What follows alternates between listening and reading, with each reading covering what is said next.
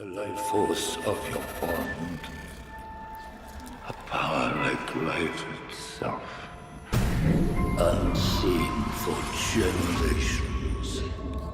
A dyad in the force.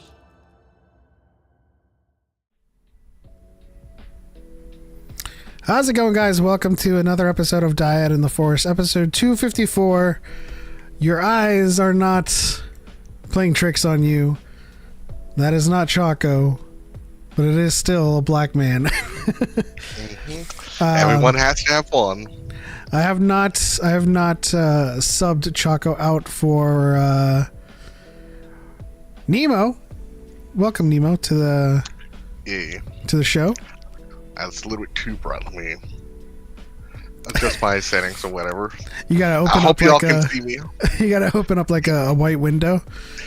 Yeah, well, I like darkness, so this light is like behind me, just cast a very ominous look. So, hold on, maybe I'll just open up my phone and turn on the flash.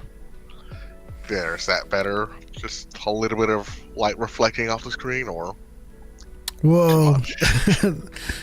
That looks like you're trying to like scare people. Yeah, no. How's it going? Happy Friday, everybody. What's going on? Nemo has been with us on the show before with the folks at Rebel Scum Con. Yeah, the S is very important. Yeah, for sure. But yeah, Choco's going to be a little bit late, and so I had to get another black man to fill in. I had to get my Carter stand-in. Yep. Everybody needs one, so. Craig says, does Element honestly think we would mistake any other black guy that co-hosts with him for Choco? I don't know, man. Some people listen, I've dealt with y'all look-alike when I'm growing up. You know, I figure that's a problem all POCs deal with when people are being kind of like, what is it called? Cross? Or being smart? Crass. And honestly, in today's world with all the grifters, I mean, I would not be surprised if there's someone who could not tell us apart for whatever reason. So, so true. I mean, hey, I've had some stand-ins and some guest hosts that aren't black before. You guys should know everyone that we kind of call on. It's like the Voltron Force. yep. But let's not make this show about that. Craig says, this is reminding me of Samuel L. Jackson's I'm Not Lawrence Fishburne interview rant. Yeah, I was actually thinking about that as well, just because. Naming you not Choco was not my idea, though, just for legal reasons. No, that was definitely my idea, so you can change my name to the Nemo if you want.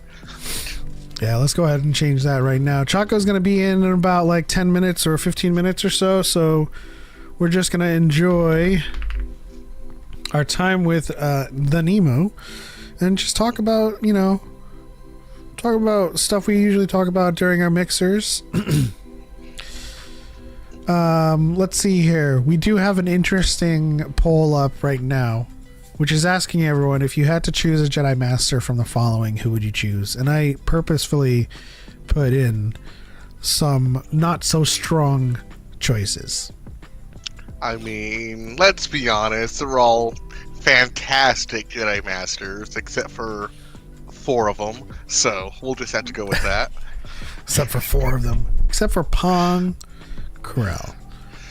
Now, this is like, if you want to, it depends on how you want to look at it, because this is also like, hey, Pong Krell used to be a Jedi too, right? So, I didn't include him assuming it would be like the dark side version, of course, but Pong Krell, even before he turns, has some questionable motives anyway.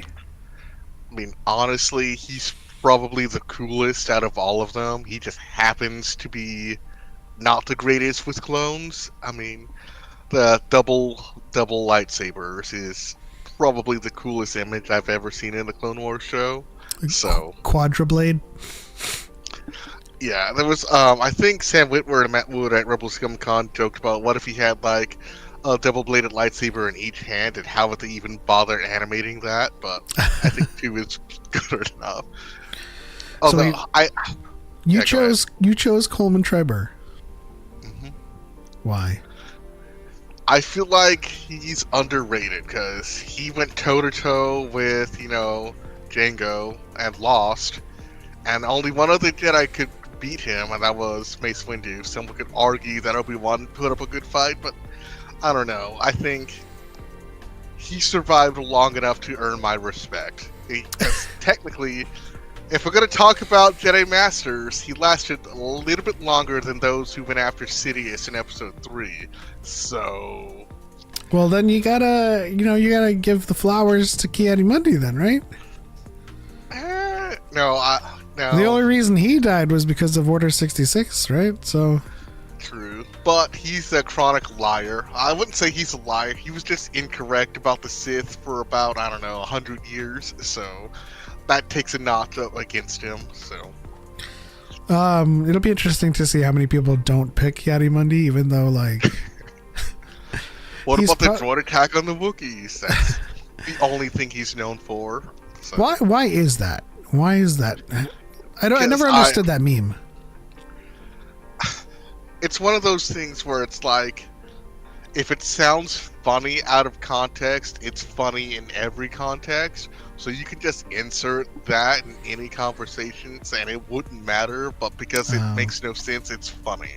It's kind of like 6-7 where it's like, okay, it's just numbers, but it's just funny when you just say it repeatedly. And I've often found, like, even recently, when it comes to the prequels, I think the memification has put those movies on a pedestal where they don't belong.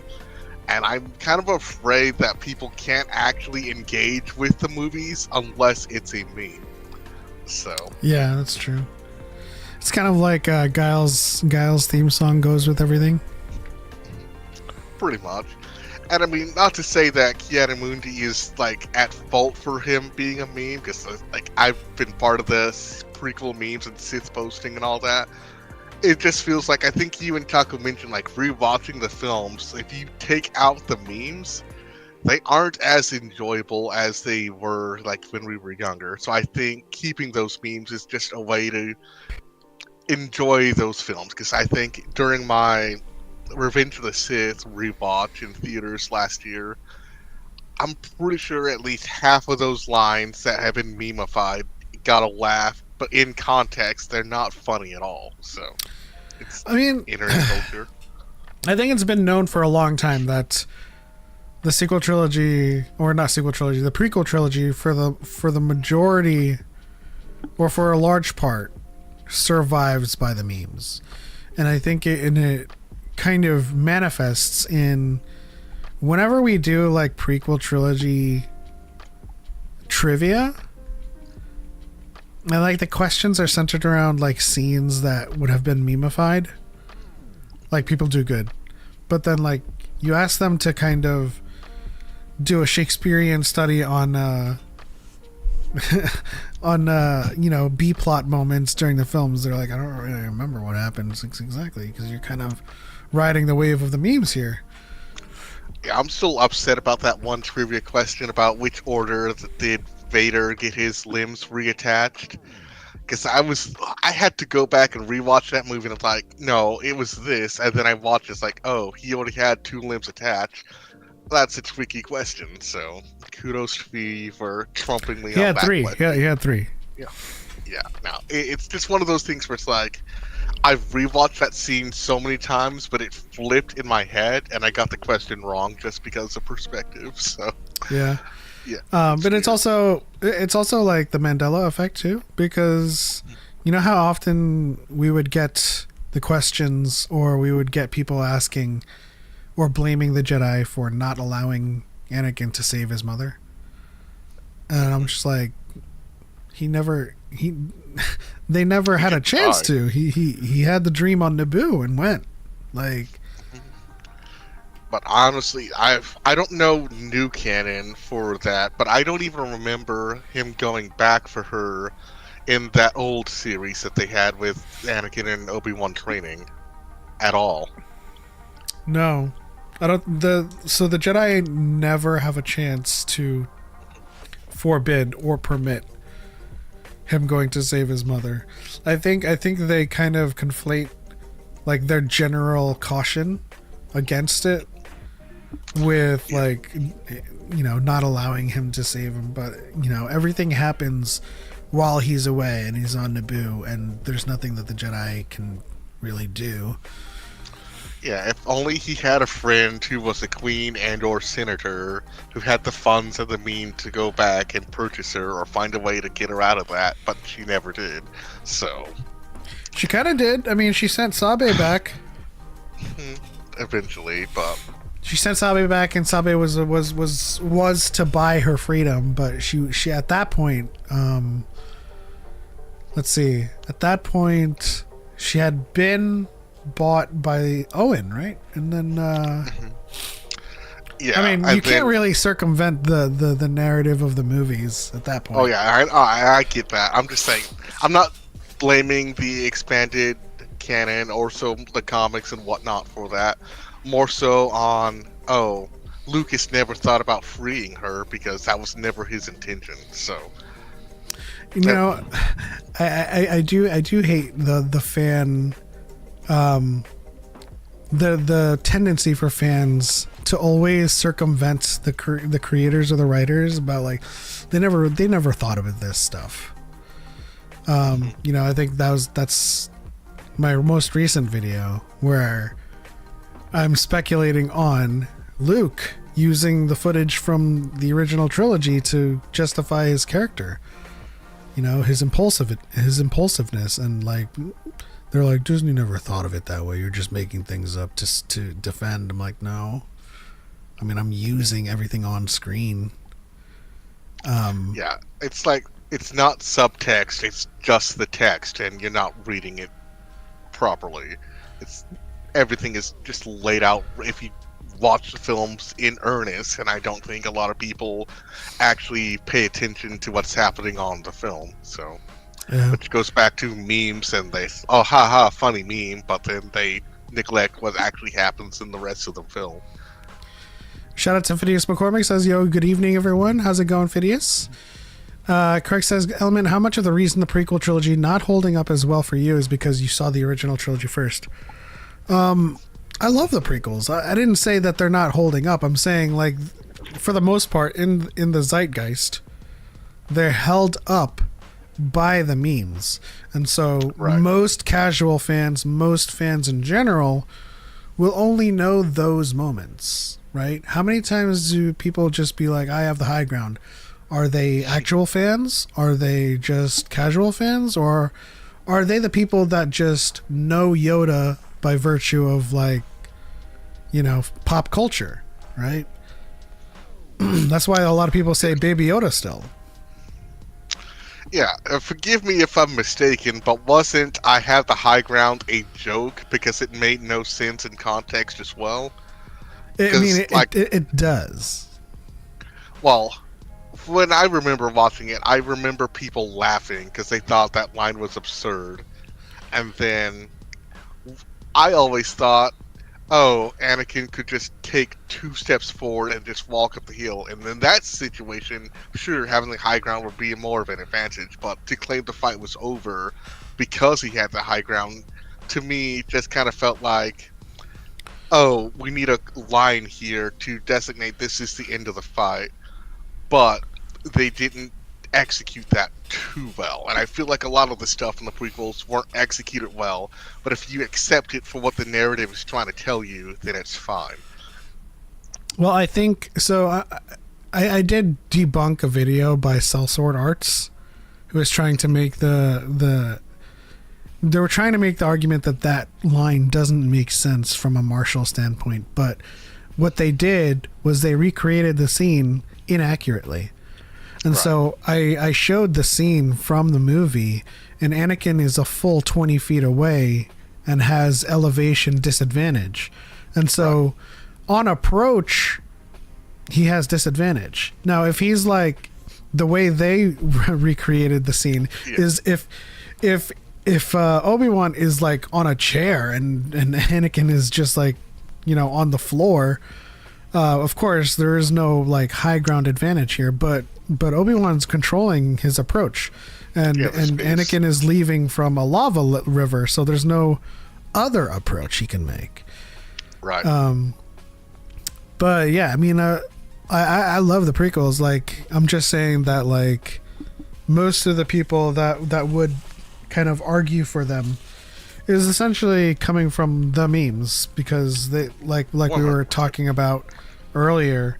If you kind of try to gauge their knowledge of the prequels outside of the memes, it's like they don't remember what happened. Oh, yeah, and I definitely think like what the comment just mentioned about him trying to jump over Obi-Wan, like obviously that was him overestimating his abilities and his power, which honestly, that was a very ballsy move by Anakin, and I will have to give him props. It's just unfortunate Obi-Wan had done that before, more successfully, so... That's another thing. Yeah. People think that by Obi-Wan declaring it's over, Anakin, I have the high ground, he's saying that anytime you have the high ground, it's over. No. But he's speaking about the situation here. Because obviously people question it because, he didn't have the high ground with Maul. But in that scenario, he definitely had advantage on approach, and he was controlling the distance.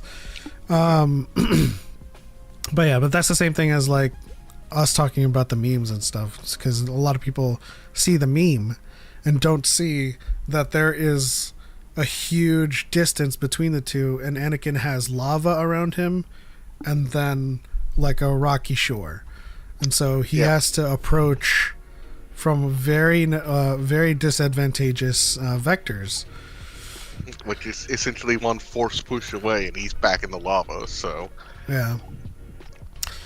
Let's see, Alman, did you ever notice that Darth Vader's lightsaber blade came out the wrong way when he threw his saber at Luke in Return of the Jedi? I'm not kidding at all. I believe that does happen because of where they needed it to go. When he throws it out, they put the rotoscope on the opposite side. But I'll have to go back and check. I mean, it could be the case. That scene,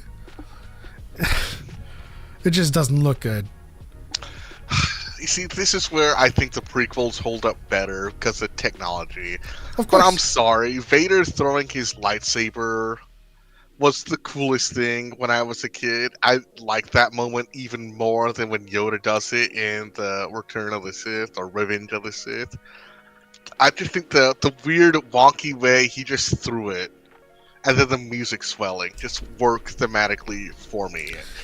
Yeah, it's really cool when you watch it, but like when you grow up and you watch it back.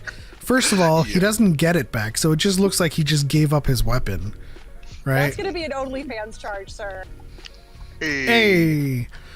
Shout out to Kenny for being a member of DYAD Squad for 44 months. Hello there, everyone. Like, if you rewatch that scene, it just looks like he goes like this. And then, like, it just kind of, like, you're watching a remote fly across the living room, and it just kind of... It doesn't look like it has, like, a boomerang thing that has that intent.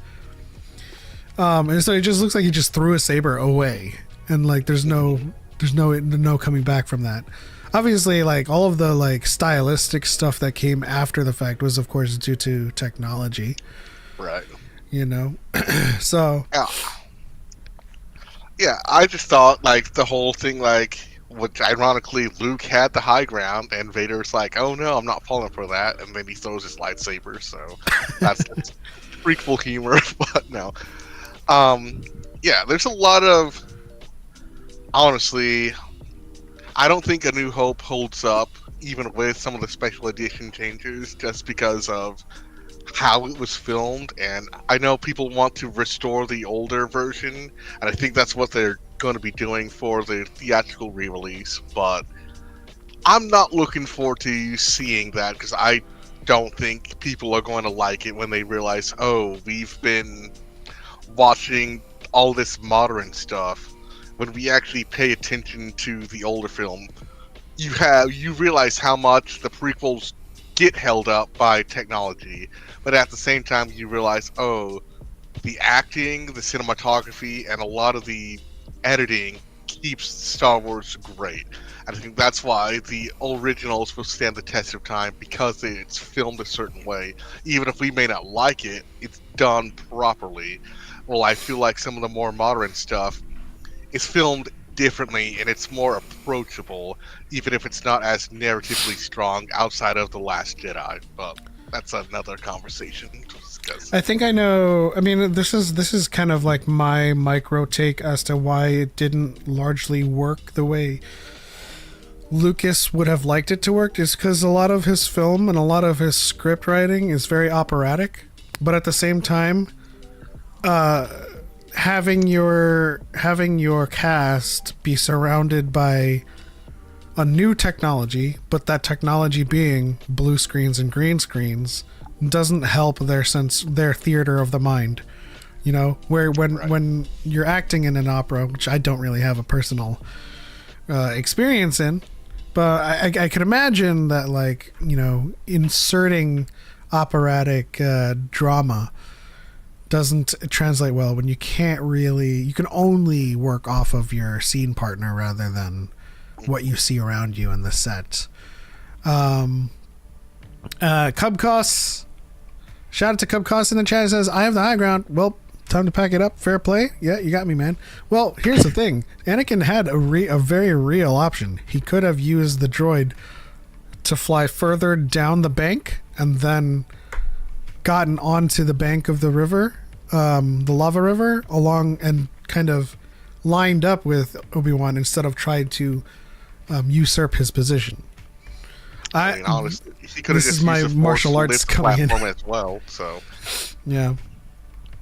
There's a lot of options. Obviously, you know, they had to kind of conclude that fight in some way. Shout out to I'm happy Nikki. with how it ended. So Yeah. Shout out to Nikki on the TikTok side for all the likes. Appreciate you. They said Nebula says, so is lightsaber bleeding and its surrounding effect mostly based on the bleeder's conflict? It's not necessarily conflict, really, but conflict can certainly bring it about. The central criteria for bleeding a kyber crystal is to just have those emotions,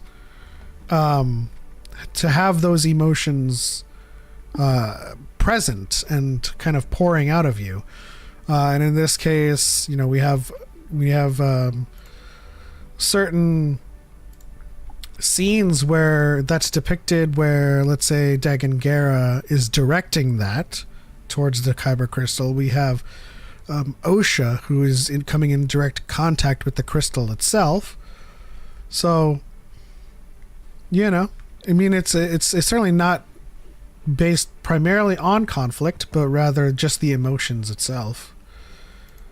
As we welcome back the preeminent black man on the stream. Choco, how's it going? We don't, there's just no reason to choose, you know? I mean, the let's more be real. chocolate, the better, I you am know? no Choco. You are the one and only, so I'm only a meager stand-in. No, Nah. we definitely appreciate you. And sorry, everyone, for running late. I ran late for a very odd reason. I mean, I was working in someone's home, and so we were, you know, making sure they were taken care of and all this stuff. And it turned out that the dude there was actually super cool, and he was a geek too. And then we started geeking out about things, and then I told him about the stream. So I'm partially late for the stream because I was talking about what we would be talking about on this stream. Hopefully we see them. Yeah. You better be watching, because you were late because of it. So Let's see here. Craig says Yoda threw a saber at the clone trooper in Revenge of the Sith. Palpatine's use of Force lightning knocked Yoda's saber out of his hand in their duel. What is this in response to? I think we were talking about Vader throwing his saber, and I did mention Yoda doing it as well. So I don't think Yoda threw it at the clone trooper for the purposes of it doing a boomerang effect. He literally like threw it like a throwing dagger, and it just kind of stuck into the clone trooper. And he jumped on him and ripped it out. Yeah. Palpatine's use of Force Lightning knocked Yoda's saber out of his hand in their duel. Yeah, but that's. I wonder. I mean, I wonder if that's them wondering, like, why was he able to knock it out if Yoda was capable of bringing it back? But you know, you have to be doing that intentionally. I mean, it's also hard when you have a Sith Lord pelting lightning at you.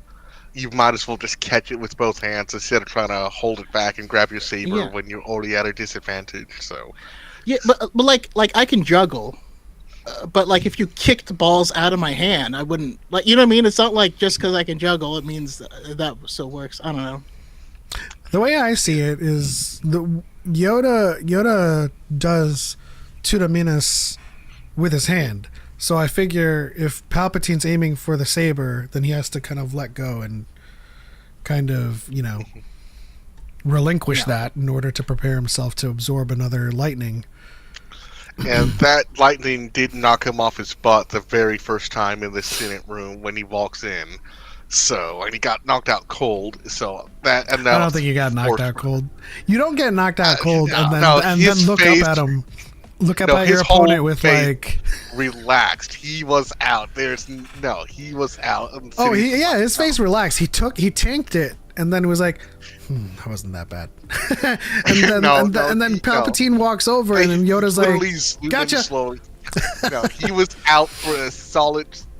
I'll give you half a second. He was out for half a second. So that's typically when you get knocked out, you're not knocked out for minutes upon minutes. Even though, like screen time wise, it was a solid 2 minutes. So maybe I don't know. Listen, I've gotten injured. I've fallen off of things. I've been knocked down, and sometimes you lie there because it hurt. You know what I mean? Like I'm not out. I'm just like but he wasn't making any groans, thankfully. But I mean, the initial hit, bouncing off the wall, falling, rolling, then his whole face relaxed and they zoom in.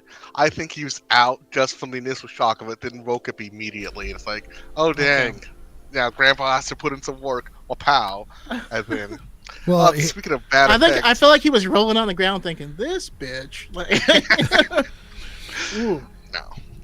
I don't know. If you think about his diminutive size, I don't know. I think he would be knocked out longer if he actually was knocked out. Because the way he opened his eyes was like back up, but the way he opened his eyes gave me possum. You know what I mean? I don't think Yoda would play dead though. I mean, he does play possum in Clone Wars. I'll take it's that not back. playing dead; it's playing old. I'll take that back because Yoda has a personality, especially in Empire. So he is a bit of an actor. So he could be faking it. Well, he did it in Clone Wars too, because when he needed Anakin to break him out from the infirmary, he had to fake like being in pain for the. For the nurse to go check on something. Which, I also want to know, how much of Yoda's play acting is him actually, exaggerating versus him actually being his true self? Because I want to imagine that him fighting R2 was just his pure basic level of, this is actually fun, I'm going to keep doing this, versus, let me ham it up for Luke. That's what they canonically said as the explanation. It's not in the databank anymore, but around the time when Twitter was popping off and people were asking why Yoda didn't recognize R2, they made a post on StarWars.com saying that he did. He was just testing Luke. See how he would respond. Luke. And he was probably trying to keep R2 from mentioning anything as well, so that's why he had to put the beat down. Don't you say anything! And that's how it went. Let's see here. Because Yoda's my dad's favorite character, so he always got a kick out of that for some reason. So he's my favorite character, so I always got to go to bat for him. I always tell people, man. I always tell people it happened off screen, but where's Sidious's saber? You know, when the Senate chambers opens up, and it's like because Yoda disarmed him. Palpatine made it a force battle because he could not defeat Yoda in the lightsaber. Yeah, which is ironic because I think Yoda should have beat him both ways, but size is the only disadvantage he had. That's at least something that Jon Favreau said in one of the interviews. Yeah. He says, it was a stalemate essentially with that kind of force battle with the lightning and Tuda Minis, but because of his size, he got blown back further. I mean, Palpatine got blown back as well. Yeah, well, Yoda also is a few hundred years older, so his bones take longer to recover. Well, he fell like several stories. He fell a lot further as well. Also, the editors wanted to save Palpatine because there's no handle for him to grab on when he flips back. But when he grabs onto something, the handle's there. I think Choco's the one that pointed that out. Oh, yeah. If we're going to go about... That's one thing that upset me about your lightsaber video. If we want to go and talk about like continuity errors and them digitally changing stuff around, we can have that fight, because the prequels are so much worse than the sequels or even the originals when it comes to that. But that's not what the movie is about. But if you want to watch fights in slow motion, then that's what you're going to end up getting. So, hey, I mean, the video is proof that a lot of people just like don't really care. Like, I think it's got like now 25,000 likes to 1,000 comments, and like the amount of comments that I see were like, yeah, the sequel trilogy fights still suck, and like, in comparison to the hundreds of comments I've been getting where it's like, this looks awful. Like, yeah, exactly. It is. I tried to be charitable because it's a fan sequence, but like, I'm making the point that like, y'all are watching something that's kind of terrible and you're like, this is peak Luke Skywalker.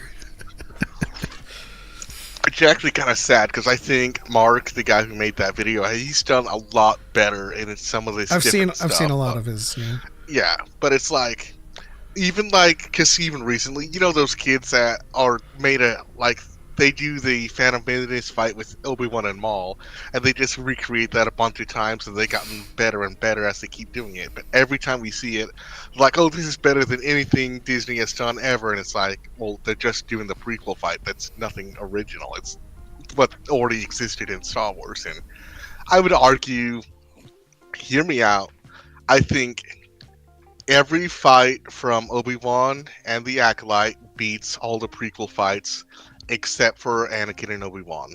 But that's just my hot take of the day, so.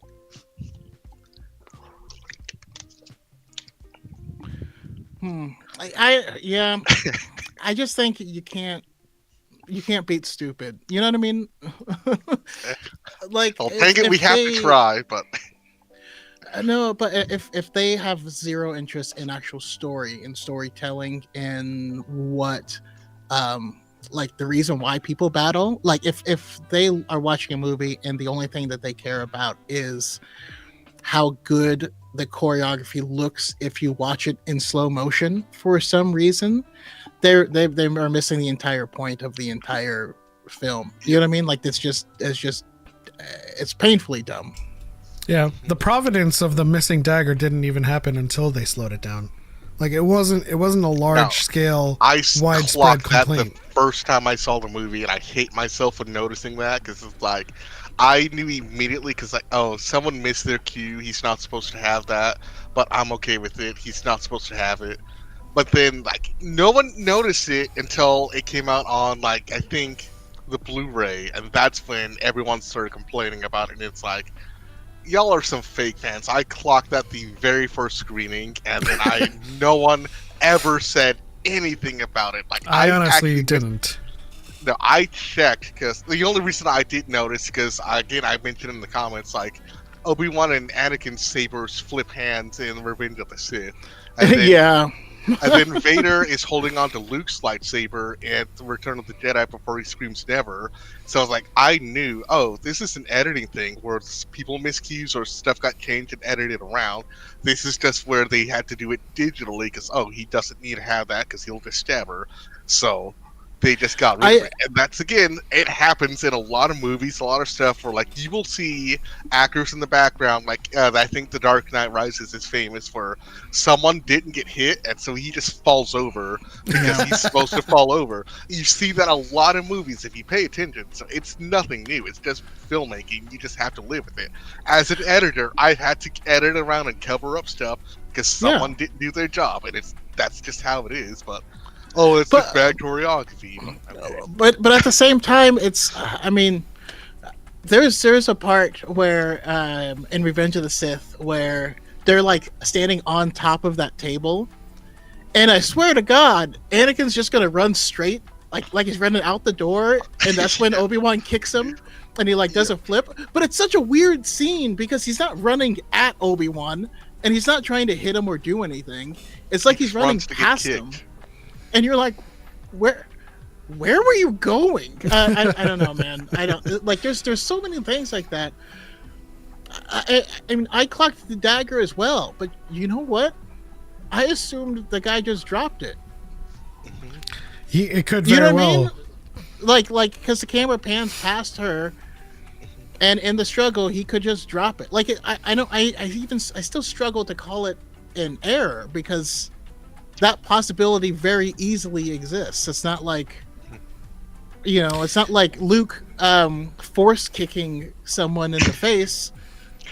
Yeah, and the gun flies out of his hand, which, honestly, if I was Lucas, I would have been cleaning that stuff up, because I would have actually thought that with all the stuff that people have changed, they never cleaned up some of the fights because they can retool Han Solo. Well, that whole sequence is kind of remedial, because like even past the forced kick, he's baseball swinging through the speeder and he's hitting no one, and everyone's just jumping, like you can clearly see it. And obviously as a kid he's like, oh man, he's like destroying everyone, but like But he did a front flip earlier, and that's way cooler. But like, okay, so remember in Return of the Jedi when Luke gets shot in the back of his hand on the barge? I never liked that because he should have blocked that because like just lower your hand 2 inches and you're. What was he doing in that? He's just holding his saber up. He was just like, I have the power. Like there was really no reason for that moment to exist. But it happened, and it was because in the story they wanted us to see, like, he still has this robot hand, and it's going to play his part in the story later. Like, it's a movie. Like, God damn it, it's a movie. Yeah, I've often made that argument as well with the disappearing dagger. They clench up, they lock up in a way where something he could have dropped it because like a pressure point or something. I've dropped knives for lesser efforts.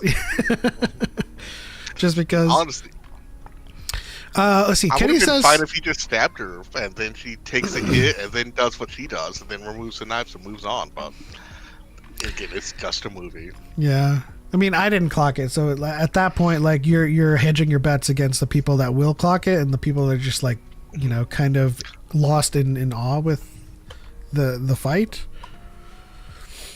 And again, that's what Lucas said in the commentary of Revenge of the Sith. No one is supposed to know that the lightsabers switch hands because they edit it out, but he literally says, oh, that's what happens when people watch things in slow motion. You're just not going to enjoy it. So yeah. Kenny says Dooku only lasted longer because he was trained by Yoda. They both knew each other's methods. No, Yoda was toying with him. This is when we go back to Stover's novelization, because he's just like Dooku's like, what's going on here? Like he has no answer for Yoda. Well, yeah, I mean, you also have to remember that was the opening salvo of what this war would become, right? At this point, at this point, Dooku has not murdered 1 trillion people, so they weren't trying to kill him there because this is still their friend, you know, like they're not. That's not their goal, is to execute him on the spot. Yeah. I mean, if he knew he killed Yaddle, that might have been a different story, but I don't think that was ever Are you found making out. the assumption that he would like, you know, my girl? I mean, Grogu came from somewhere, so I'm the... Oh baby, you.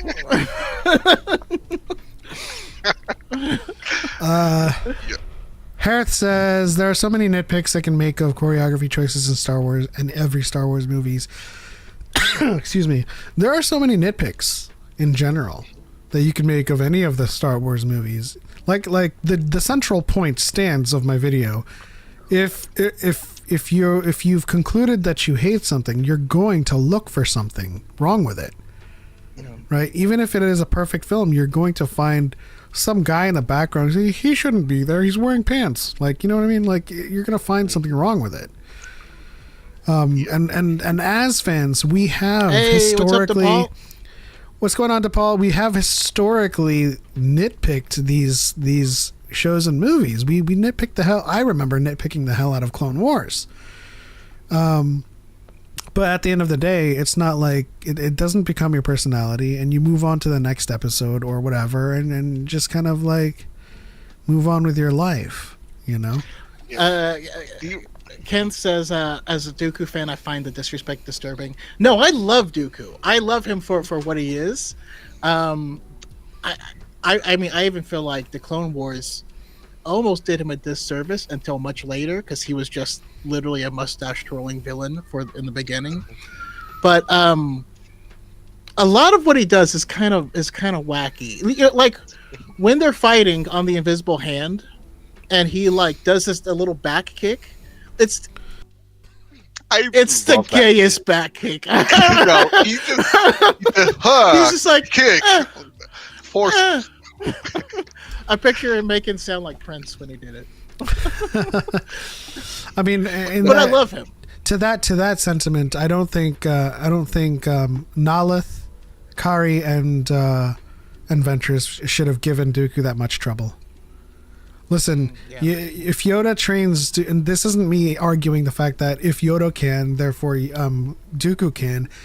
If Yoda like just child's play, toys with Ventress and just takes her sabers, and Dooku is, you know, as wise in years and trained under Yoda, he's not struggling that much with Ventress, and then with like 2 other non-Force users. Forgive me if I'm wrong, but that fight lasted longer than the one with Savage later in a couple episodes. I mean, wait, which Not one? sure. The one where Dooku was blind and about to fall asleep and in his pajamas. I feel like when that's he got that's drugged. not the best comparison. Like he's drugged. He's in his silkies. I imagine the fight between Sidious and Maul and Oppress is how I imagine Dooku versus Ventress. Mm-hmm. You know, except I don't see Dooku toying with them, like humoring them. He will dispatch them rather quickly. Yeah, but at the same time, Ventress did give Anakin and Obi-Wan a bit of trouble, so... Yeah, but Craig, that's if that's your before- headcanon, that's fine, but that doesn't happen in any material. That's before his powers have doubled. Which conveniently was 2 weeks prior, so... It's like, dude, I saw you yesterday. You don't know? Which begs the question, like, how weak was Anakin during Attack of the Clones if his powers doubled in 2 weeks to fight him again? I swear, sometimes like my headcanon is like Anakin ended Attack of the Clones, at least in this continuity, right? Because the Clone Wars haven't come out. He ends Attack of the Clones, you know, benching like 150, and then he can bench 300 by the time of Revenge. He's like, my powers have doubled. Because there's no And like now scale that's present. Well, it's Clone Wars canons. By that logic, he's like benching 150 for 2 years, and then he sees Dooku, then goes up to like 60, and then doubles in 2 weeks to fight him again. So, yay, continuity! Yeah, I will say though, we also have to remember, like, when it comes to people fighting, that you still have your best day versus their worst day, and vice versa. Plus, everyone is Shout out also Hunter. not static in how they fight. You know what I mean? Ventress gets fully bodied, but that's at the very beginning of the war. After her fighting against Anakin and Obi-Wan together, like, every day for 3 years, I swear they fight all of the time. And of course, they're not really trying to kill her. They're just trying to, like, do the thing or whatever. I mean, honestly, with Obi-Wan, it was just foreplay, but yeah. I mean, yeah. Milady, Count Dooku was once a Jedi. He couldn't assassinate anyone. It's not in his character. Are you sure about that? Oh, wait, no. Was that Mace that said that? I was trying to channel Kiari Mundi. Oh, No, he's a that was Mace who political said that. idealist, not a murderer. He Also, couldn't vote assassinate Kiadi anyone. in the poll. Listen, I said it once, I'll say it again. That scene makes me love Mace Windu, not dislike him, because he says that about Count Dooku, who was his friend. Yet when the time comes, it's Mace Windu who walked up to him and put a lightsaber up against his throat. You know what I mean? Like, he's like, I don't believe he could This do party's this, over. but he's the one who's like, we're in it. If we're in it, we in it. Yeah, like Mace that. Windu, I respect him because he is all chill until there's no chill. So, like, if you put him on the spot, he will do what needs to be done. But up until then, he'll give you so much leeway. Because a lot of people say, like, oh, Mace Windu was mean to Anakin. It's like, no, Mace Windu was very, very, very generous with Anakin all throughout the Clone Wars, all throughout Anakin gave everyone nothing but grief all of the time, every day, and everyone was just like, "Come on, dude." Oh, Anakin, not again. And Which brings me back full circle to Nemo's choice of Jedi Master Coleman Trebor. You said that he went toe-to-toe with Jango Fett.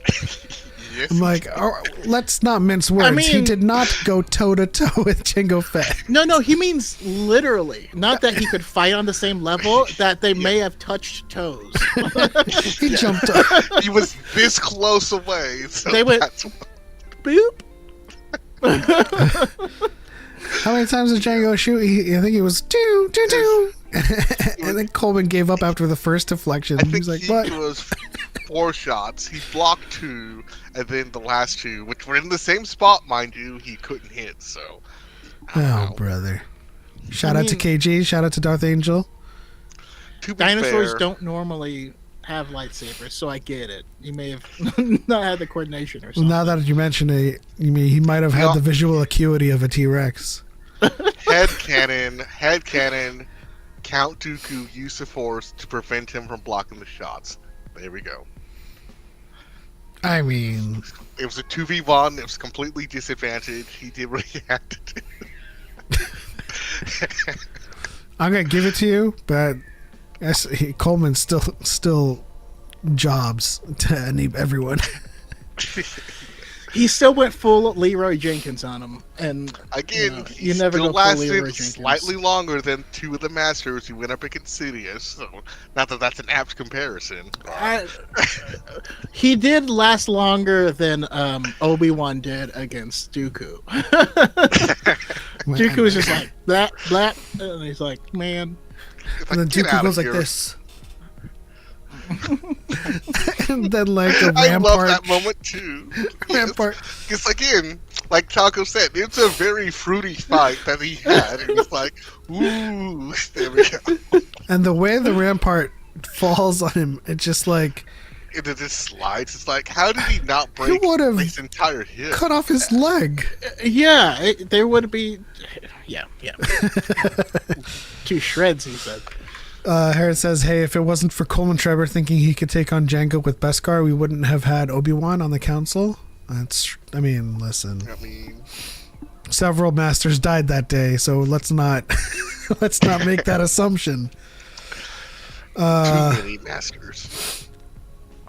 Yeah, I think after Petrinaki, there were several council seats open that they filled.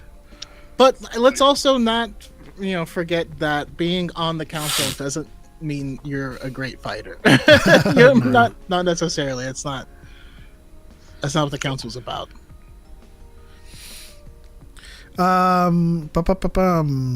Coleman Trevor also had a far more diplomatic role than any other Jedi Master in the Order before Attack of the Clones. I mean, that was just the role of the Jedi as a whole.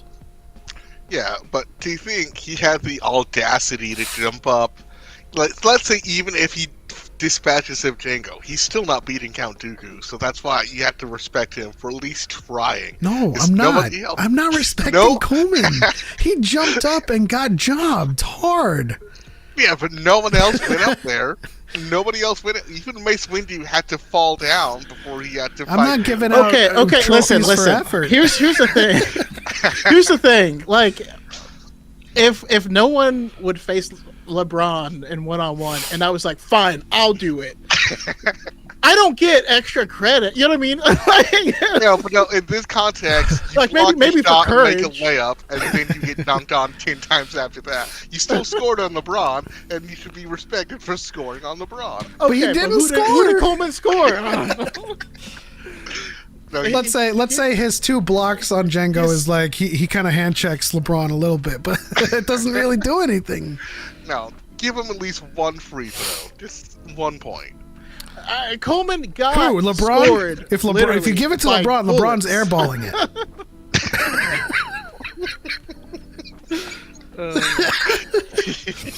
I love you guys, man. I know. I just had to pick someone because none of the people on that list matter to me. So. Hey, listen! Somebody picked Ki-Adi-Mundi. You picked a liar, but no, Ki-Adi's. I don't know how anyone picked anyone other than Yariel Poof. I don't. It's crazy to me. I don't think people know him. Well, this community might, but like some of you should. Maybe the people that did pick Yariel Poof knew Yariel Poof. Let's see here. Yariel Poof is a type of master who, like, when you try to hop in the speeder, he gasses it a little bit, and you're like, "Come on, man!" Like, every time. And he does this. Yeah. Yariel Poof is the bobblehead. Honestly, Yariel Poof. It should be just an edit of him as the Dainaga and A New Hope, and his head just pops up and goes back underneath. Yeah. Yariel You say Poof- that, but now I want that as like. I want that as Plagueis's in season 2 of The Acolyte. It's like he comes out of a random swamp and he's like. A stranger finds him, and then he's like, "What are you doing here?" Canonically, he's done. And then stranger's like, "What are you? Who are you?" And then Plagueis goes, And poof, he's gone. No, I remember someone saying, "Man, Plagueis, he would never sink himself so low as to hide," and I was like. No, dude, he like got butt naked and climbed in a swamp to call out the swamp monsters. Like he'll do whatever. Yeah, he's down, man. He literally hid in crates of fish. Was just lying there, snacking on them. Hey, shout out to Trev Deep. He says, "I love Poof in the Living Force novel." It's a good call out, man. I mean, that's where we're getting the voice, at least. Okay, so that's like one of 12 fans he has. Proud of you, buddy. Hey. It's 12 more fans than you. Yeah, I think Bobby is the only Coleman fan I actually know. I don't think anyone else on this planet cares about him. He's just the guy that got killed and gave up his council seat. So. Where's Josh? Where's Mesa Windu? Yeah. I also feel like I'm one of the very, very few Adi Gallia fans. That I makes was a big two. fan 'Cause of she her. was my favorite character in Jedi Power Battles, and Yes! I was very upset. She was so fast! Yes! I love her, and she had the crimson lightsaber, and when Yeah. Savage killed her, I was hurt so much. I might even start crying again, because it's like... It's Was, like, you know... I mean, it No. was that disrespectful. It was so brutal. It's like... If, like, she got stabbed, okay, cool, whatever. But the headbutt, and it's like... Come on, it's like, no, like... What was Adigalia's species? Again, that's He was humanoid. Thylopian. I thought she was Thelan, but that's just different. No. I know it, but my brain is saying fallopian, and it's not that. Is it a Thalosian? Yes. Oh, All I know is that- Thalothian. Yes. Gotcha. All I know is that I'm glad it wasn't her who died in Revenge of the Sith, because everyone thought that was her, but it wasn't. But at the same time, it's like, oh, her actual death is so much worse. Why you do this to me? But it was supposed to be her. Just George couldn't tell the black actresses apart. Hey, they couldn't tell Choco and I apart, so there you go. couldn't tell Mace apart. You telling me this random black man Honestly, in Phantom Menace is supposed to be Mace in the Hashtag face mace. entourage? But the fact that we have like 3 different wedges, couple of Mace Windows, couple of Adigalias, and people just dying and then coming back only to die again, and then some of the Nemoidians were multiple people, so it's like George didn't care. It was just... That's another thing. If you want to complain about lightsabers, complain about how many fake people they have in Star Wars. You have bigger Luke and all that sort of stuff. It's filmmaking. Give it a rest. Yeah. There's so many issues you can make up if you want to be like that. So, I mean, now that I think about it, it would have been even worse if he had Ram Asians in Koda there. would have been a great master. Ram Koda? Probably. Yeah. Yeah, shout out to Ram Koda. Or as we call him, what's his name? What? I don't know where you're going with that. I thought you were going to say, like... Never mind, I'm not going to say it. No, see, my brain is I'm just tired. No, but on Rebels, Freddie Prinze Jr. Pre-Kanan? Kanan? Yeah, Pre-Kanan. Kanan turns into Ram Koda at the end. Yeah, because he gets blinded and by he just- Ball, yeah. the same character, Sam Witwer. I have another hot take. Okay, I'm sorry to everyone here, but I feel like Sam Witwer is a little bit overrated. From a fan point of view to so like I love him as Maul, and I love what he's done with Star Wars. That's all besides the point. But every single person dick rides Sam Witwer's opinions and his knowledge of Star Wars.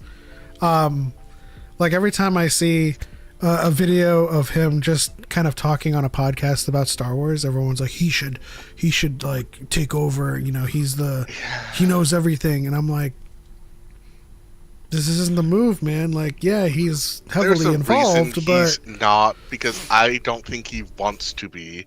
And then 2, there are people who know more about Star Wars than him. He is just a fan favorite because he is, quote, one of us that gets to be engaged in that. In the terms of, like, everyone, his opinions are his opinions, that's fine. yeah, And as yeah. someone who's met and talked with him, he's a very cool and chill guy. Yeah. But the only reason he gets that much is because everyone wants to take what he says because they agree with it. But if there was another actor who had different opinions, who was just as knowledgeable, they won't like that person, even if they knew just as much. It's Mark as him. Hamill when he talks about being wrong about The Last Jedi. They say, "Oh no, he was paid off." Like, listen, let me. I want to qualify. I want to qualify this hot take for legal reasons because I love Sam Witwer. It has nothing to do with him as a person, as an actor, and his contributions to Star Wars. I'm saying he's overrated by fans. Yes. that think that he should be like the head of Lucasfilm and running everything. Well, I honestly I mean, don't you think he can't, would like- want anything. He is such a good person to be involved, just not. Because the same thing with, like, there's a reason why Dave Filoni isn't, like, managing finance for Lucasfilm. He's doing the creative stuff, because that's where he's good at. That's where he belongs. Sam Witwer should never be president of Lucasfilm. I don't care what you guys say. That's just not where he should be. I don't even think he would want to be there. So why is everyone telling him, oh, he should run Star Wars completely? It's like, no, I don't think he would want to. Well, I mean, so kind of the Chud's poster boy is Starkiller, the character, right? Because that's what they want. I just want anger and violence, and that's the coolest thing, and that's okay. But the fact that he's the actor for it, like that's so he represents them. He doesn't agree with all of their thoughts. He actually says stuff against what they believe. You've seen all his of Twitter the time. posts recently. They would not be his fan. Yeah, he says stuff all the time. They just don't care. It doesn't gain the same amount of traction. You know what I mean? Like, I have posted a lot of stuff that he has said that's like, hey, you know what you should be doing is when you don't like a decision, you ask yourself, well, why did they make that choice? What story are they trying to tell? You know, don't view it through your own selfish, lens. Try to view it through there and reframe it that way. And he says a lot of smart stuff like that. They just don't care about that stuff. And so, yes, I mean, I definitely agree that he's overrated by those standards. Still a cool guy, you know what I mean? Like when Janina Gavankar joined the Star Wars universe, one of the first things he did is like they did a stream together where they just went through and played all the Star Wars games for like a while, and he did that to help introduce her to the fandom, to the people, because she's hella cool, but yeah, there's this dumb conflation of jobs of oh, this guy said something that I like, you should run the company, as if that is anywhere near related. This guy, he cooks really good food, he should run this restaurant chain.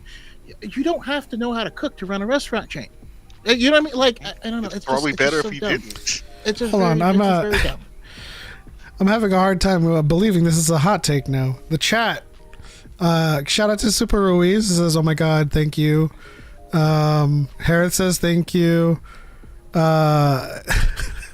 Is it a hot take? It seems like everybody agrees. Is it just like is like a hot chocolate take? I love Sam. I love watching his panels because I keep rewatching them, especially the ones recently. And it's like, especially with the Maul series coming up, everyone is like going back and rewatching some of his old takes, and then it's like, if you watch his live streams on Twitch, if you look at his Twitter, if you read what he actually says, a lot of his opinions do change over time. A lot of the stuff that they claim he said, he doesn't actually say. A lot of the clips that they post, they cut off specifically so they don't get the follow-up sentence that recontextualizes everything.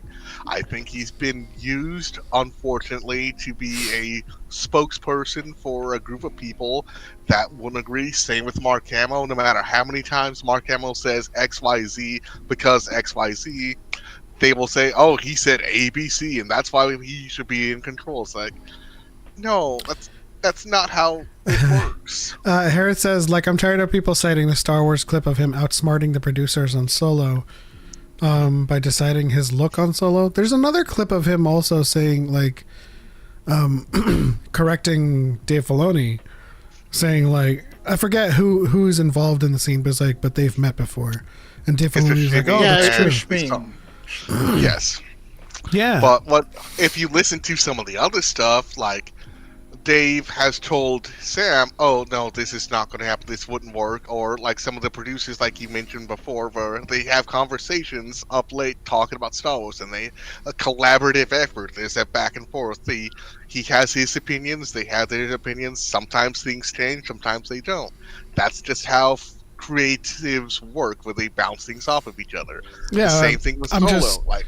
I'm just kind of like pointing out that clip because like you would see people in the comments saying like, yo, he knows so much more than Dave, and I'm just like, bro, this is like one instance, howdy who, me and Choco freaking talked about balance in the Force before it was canonized. we should run Lucasfilm.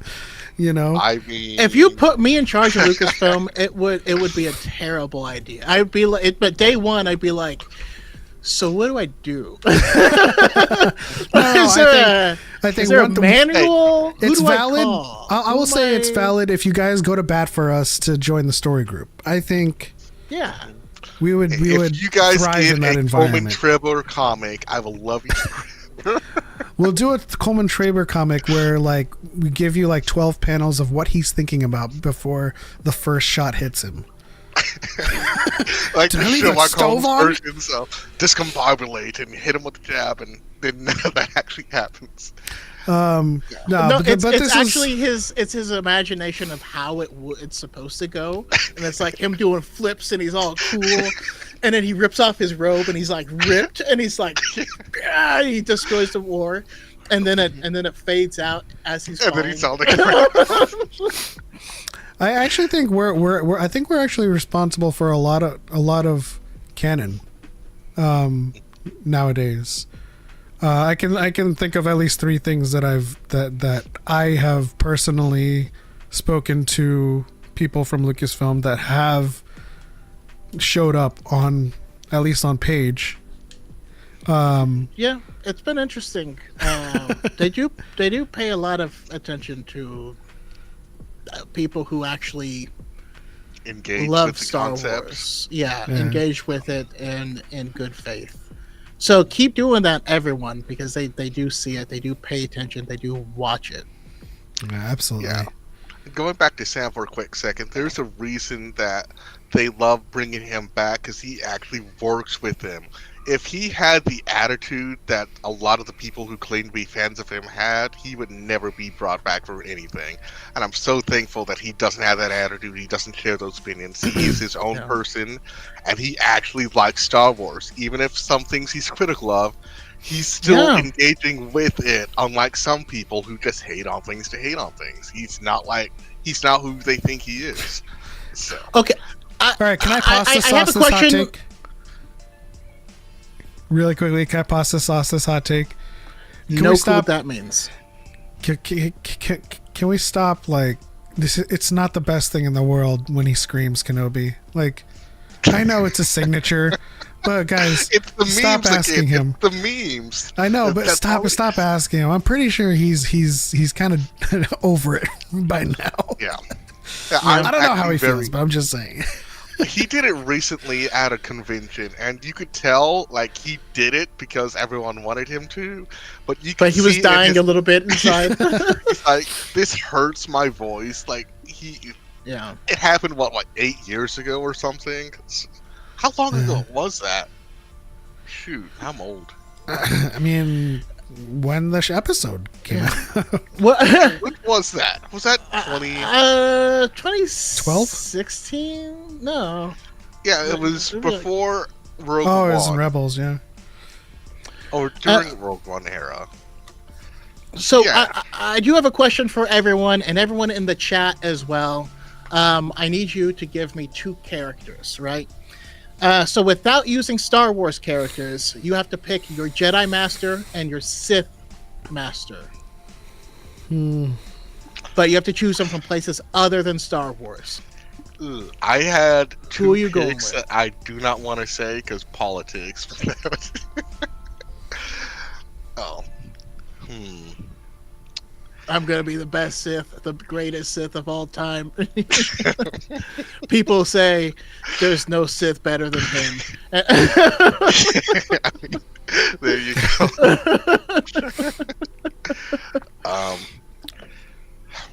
Who's our Jedi Master and Sith Master? Yes, without Star Wars picks. Come on, chat. What do you guys got? Without Star Wars picks. Yeah, so you're not choosing a Star Wars character from other media. Oh. You have to choose your Jedi. Does that have to and be your like Sith. real life characters or No, just just from Okay. other places, from other things. My Jedi Master is Morpheus. Okay. My Sith Master. Oh, there's a lot of great villains. Because I have to pick from a villain. I mean, I think. I mean, I'm not going to tell you. Yeah. Here are my picks. Jedi Master is going to be Kobe Bryant because respect the GOAT. And then my Sith Master is going to be Magneto. Ooh, that is a good one. That's a good one too. Philosophically, yeah. I don't know how Kobe Bryant's going to beat Magneto, but I just like those characters. Through hard work. He's just got that Yeah. Well, work see, ethic, you know? here's my take, because I chose Morpheus because you could also train me in martial combat, you know? Yeah. There's already a Matrix character who was a very good martial artist in Star Wars. If that's the case, I think my Sith Master's got to be the Mandarin. Which one? The 10 Rings, of course. If I'm going off of MCU, you know, Okay, so Shang-Chi's father. Shinwoo and not Trevor. I was hoping he meant Trevor. I almost said that too, but I That didn't would know. have been if you a were great going to the segue to topic our Wonder Man talk. Oh yeah. Oh gosh, I love Trevor. He's Oh dang! I think Chris is not here on TikTok. Kind of won with the Jedi Master. He picked Chuck Norris. What's a Chuck Norris joke for a Jedi? Chuck Norris doesn't use the Force. Chuck Norris is the Force. the Force. The Force wields Chuck Norris, yeah. Hey, Harith, I did the exact opposite. My Sith Master is Sinestro. Ooh. I feel like he's going to help me tap into, you know, With Mark fear. Strong. Mark Strong Sinestro. I mean, he's pretty good. Yeah, he was great as Sinestro. Wait, okay, Kenny says Sith Master Alistair. Is that from Marvel? Because I'm thinking of Alistair Moody from like Harry Potter. No worries, could use the Force with that many chlorians. That'd be great. But Uncle Iroh, I think that would be a good Jedi Master. Would be too, yeah. Yeah, and my Jedi Master is Master Oogway. It's a good one too. There's a lot of great mentors out there. Chuck Norris decides his own midichlorian count. Valid. Oh, Has Been Hotel. I've not seen that. But Anakin Osborn would be a great Sith Master. Anakin Skywalker isn't the chosen one. Chuck Norris just allows him to cosplay it. Now, in my humble opinion, I think Super Reese wins because Ethan Aurelius. I don't know if Peppy made it far enough to know how great of a pick that is. Far enough in the Cradle series. No. And Master Shredder would actually be a fantastic Sith. Wait, I think I did actually. Ethan Aurelius. Master gone. we need to do a rewatch of TMNT 2. Actually, speaking of watching stuff, Skeletor as a Sith Lord. That'll be funny. Yeah. Bro, if we want to make this like a really, really fun exercise, we should do it where we can only pick from lackeys. Okay. So like if you were to pick Magneto as a Sith Lord, you'd have to think of like his lackeys in the Brotherhood, for example. Toad. Like we can't pick anybody that's in a leadership role or any kind of role that, you know, would consider them to be like a leader. Okay. So instead of Kobe Bryant, I will have to go with my boy Rick Fox.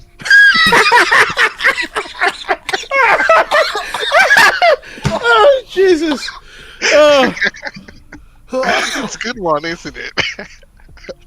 Oh, I did not know that name was possible. Yep. Yeah. Second Right pick would have after been Robert Horry, but yeah. Raffi rubs a pork chop through his hair. Alright, I always hated Rick Fox. There was just something about him, man. I liked him after he stopped playing. Because I feel like he matured. True. But when he played, I'm a Laker fan, so I liked him. But it's like, ooh, he's a liability sometimes. Listen, I grew up with the in Sacramento, and so Okay, yeah, then Yeah. first-hand experience and all that. What about Derek Fisher? Do we still like him or no? no, we like him. I'm into it. I'm into it. I mean, that's your choice, though. You're the one that's picking. Yeah. So instead of Morpheus, I'm still okay with this. Instead of Morpheus, I'll go with Trinity. I don't think I did my Sith Master yet. But I'll go with the mutants. I'll do. Walter Wright would be a good Sith Lord. That's a good one. Ooh, actually.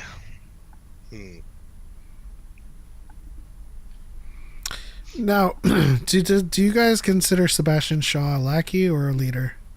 He led his organization. Yeah.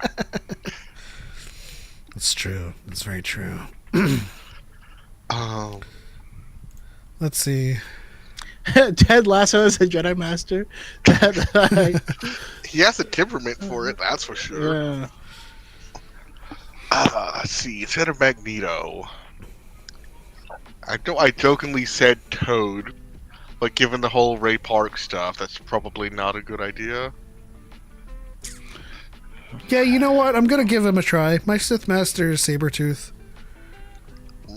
That's not a bad one.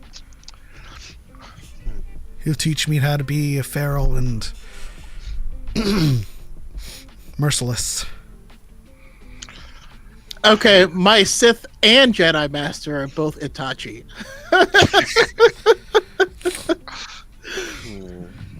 You lack hate. Yeah, it will work. That is a good pick. You know, I'm actually gonna go back to TMNT. I'm gonna choose Raphael as a Sith Master. Because he has a lot of anger issues, and I feel like if he tapped into that in the wrong way, he would be very, very devastating. Yeah, but he's a little too rough. I'm sorry. Sabari says Krillin. I feel like Krillin would be wise in his age, later on. I mean, Yeah, when I think of Krillin, I think more about Krillin having game and punching way above his weight in the women department. Yeah, it's kind of like I don't Anakin know. to some degree, honestly. Yes, honestly, Krillin probably has the exact same amount of game as Anakin did. No. He ain't punching above his weight. If Krillin- the majority of his weight is coming from some place that matters. Listen. You can't compare those two because Anakin is like a very a tall, muscular, handsome man, right? Krillin is a little tiny bald dude. He's still the strongest person on Earth as a human, so... It's true, but but people don't know that. And isn't he canonically 5'4" or something anyway? Yeah.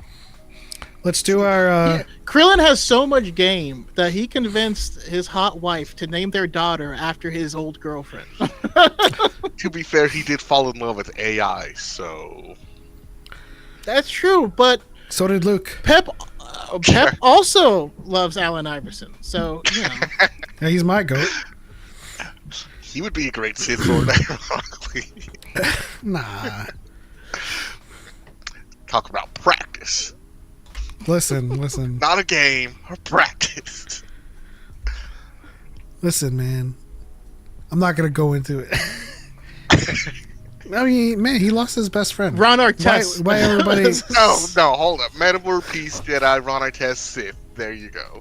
Yeah. Talk about DYAD in the Force. Just two versions of himself. What if we did? What if we did just animation? Sorry, anime Harith. protagonists? Sorry, Harith. That would be Bill Belichick. What if you Tom picked Brady. from anime antagonists?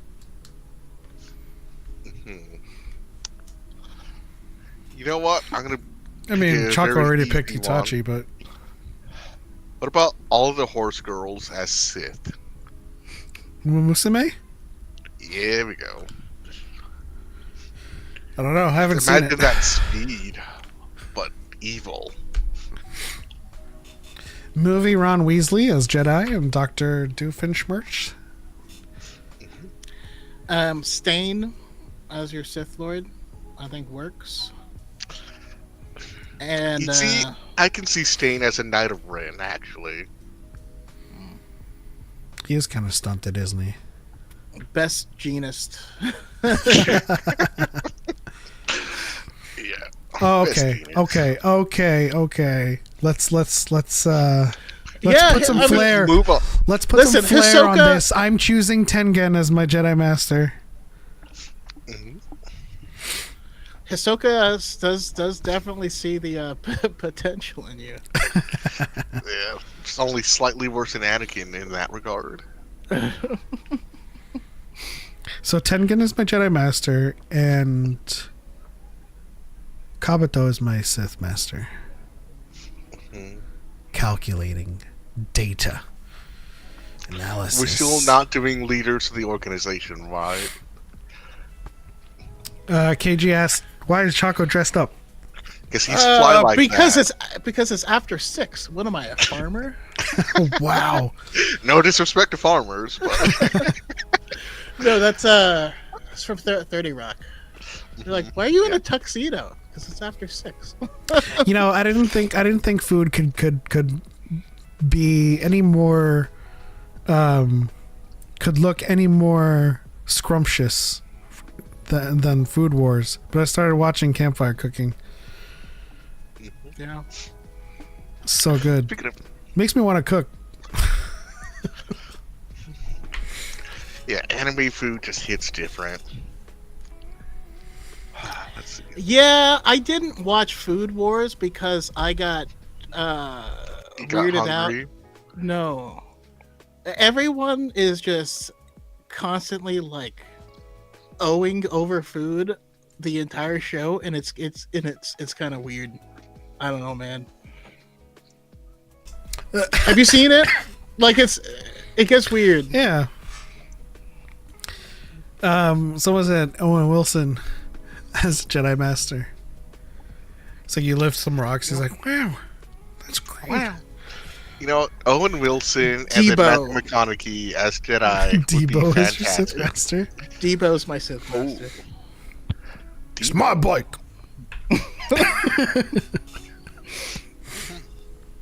All right. We still have some Pictionary to get to, so let's talk about Wonder Man really quick. Did y'all watch Wonder Man? I know Nemo did. Yeah, I was trying to watch it the moment it came out, but my friends were like, "No, we need to play Rivals and all that." I freaking lost like 7 games in D-ranked, and I was like, you know what? I'm gonna go watch Wonder Man now, and it completely changed my mood. It's gas. Wonder Man's gas. I have not watched it yet, and I'm ashamed to say I was trying to. Sir, Did you watch any of it?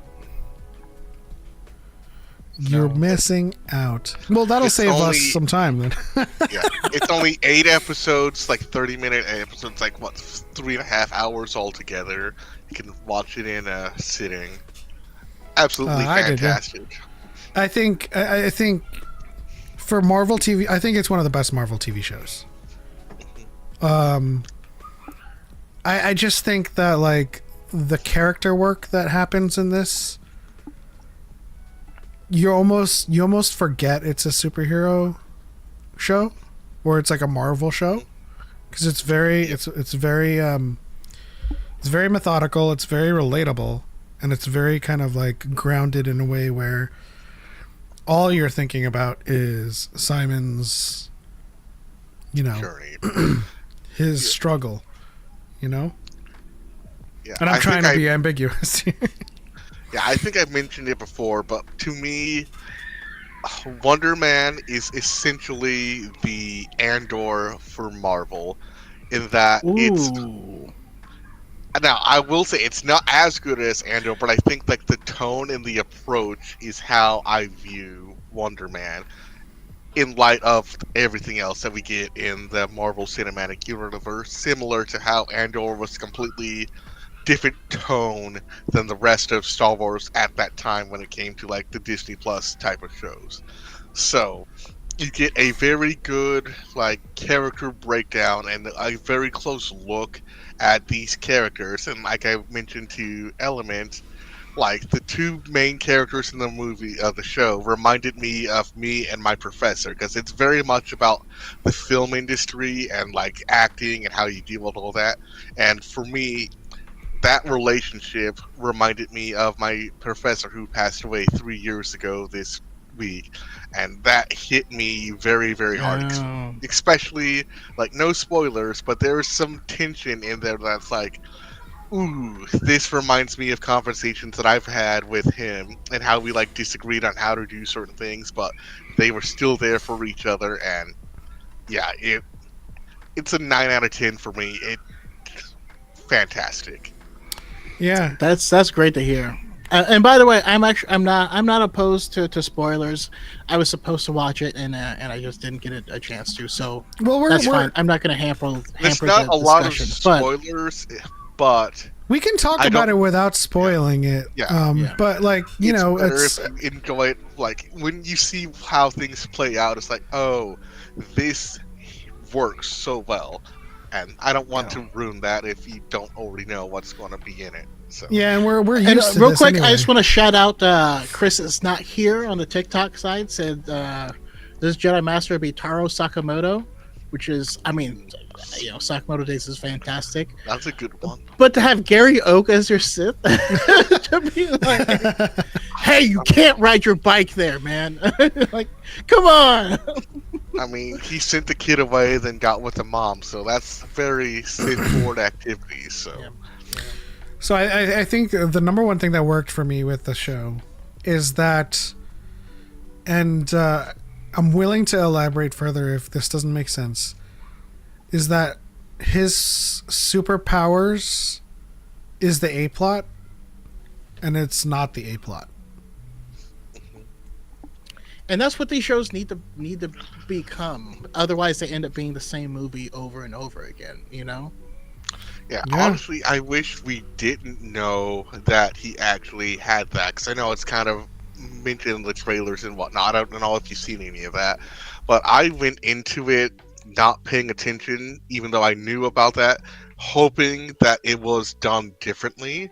Because, with the character in the comics, he has his acting side and then the superhero side, but this is like, not only is a reimagining of that, it's also a race change. So I was thinking, oh, the dynamics of him being a black man in Hollywood trying to get acting roles, how does that play into the story differently than if he was a white guy who was able to do all that stuff? And I'm glad some of the changes, because I think he's Haitian with this, so they bring in like spoilers, some of his family is in the show, and if you know who those characters are in the comics, it is very different, because not only is he race changed, but some of the characters in the comics that because of their family are changed, and so that dynamic will be interesting and different as well.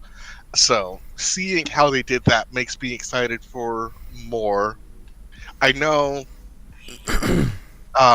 if you know the comics, the character of Wonder Man is a part of the West Coast Avengers, and I think that's where they're setting things up. And when I hope so. I love West Coast Avengers. When we get to like Secret Wars and all that stuff, over that Secret Invasion, one of the two, I don't know, whichever movie comes out after Doomsday, I'm more looking forward to that movie instead of Doomsday, because I think of the potential we can get with the trajectory of these characters. But I need a Wonder Man season 2. I need more of him. I can't pronounce his name, but it's a fantastic black actor. He was Dr. Manhattan in the HBO Watchmen show. Yeah, which was also fantastic. And he was also Black Manta, which again, so he's Yahya Abdul-Mateen. Yeah. He was great.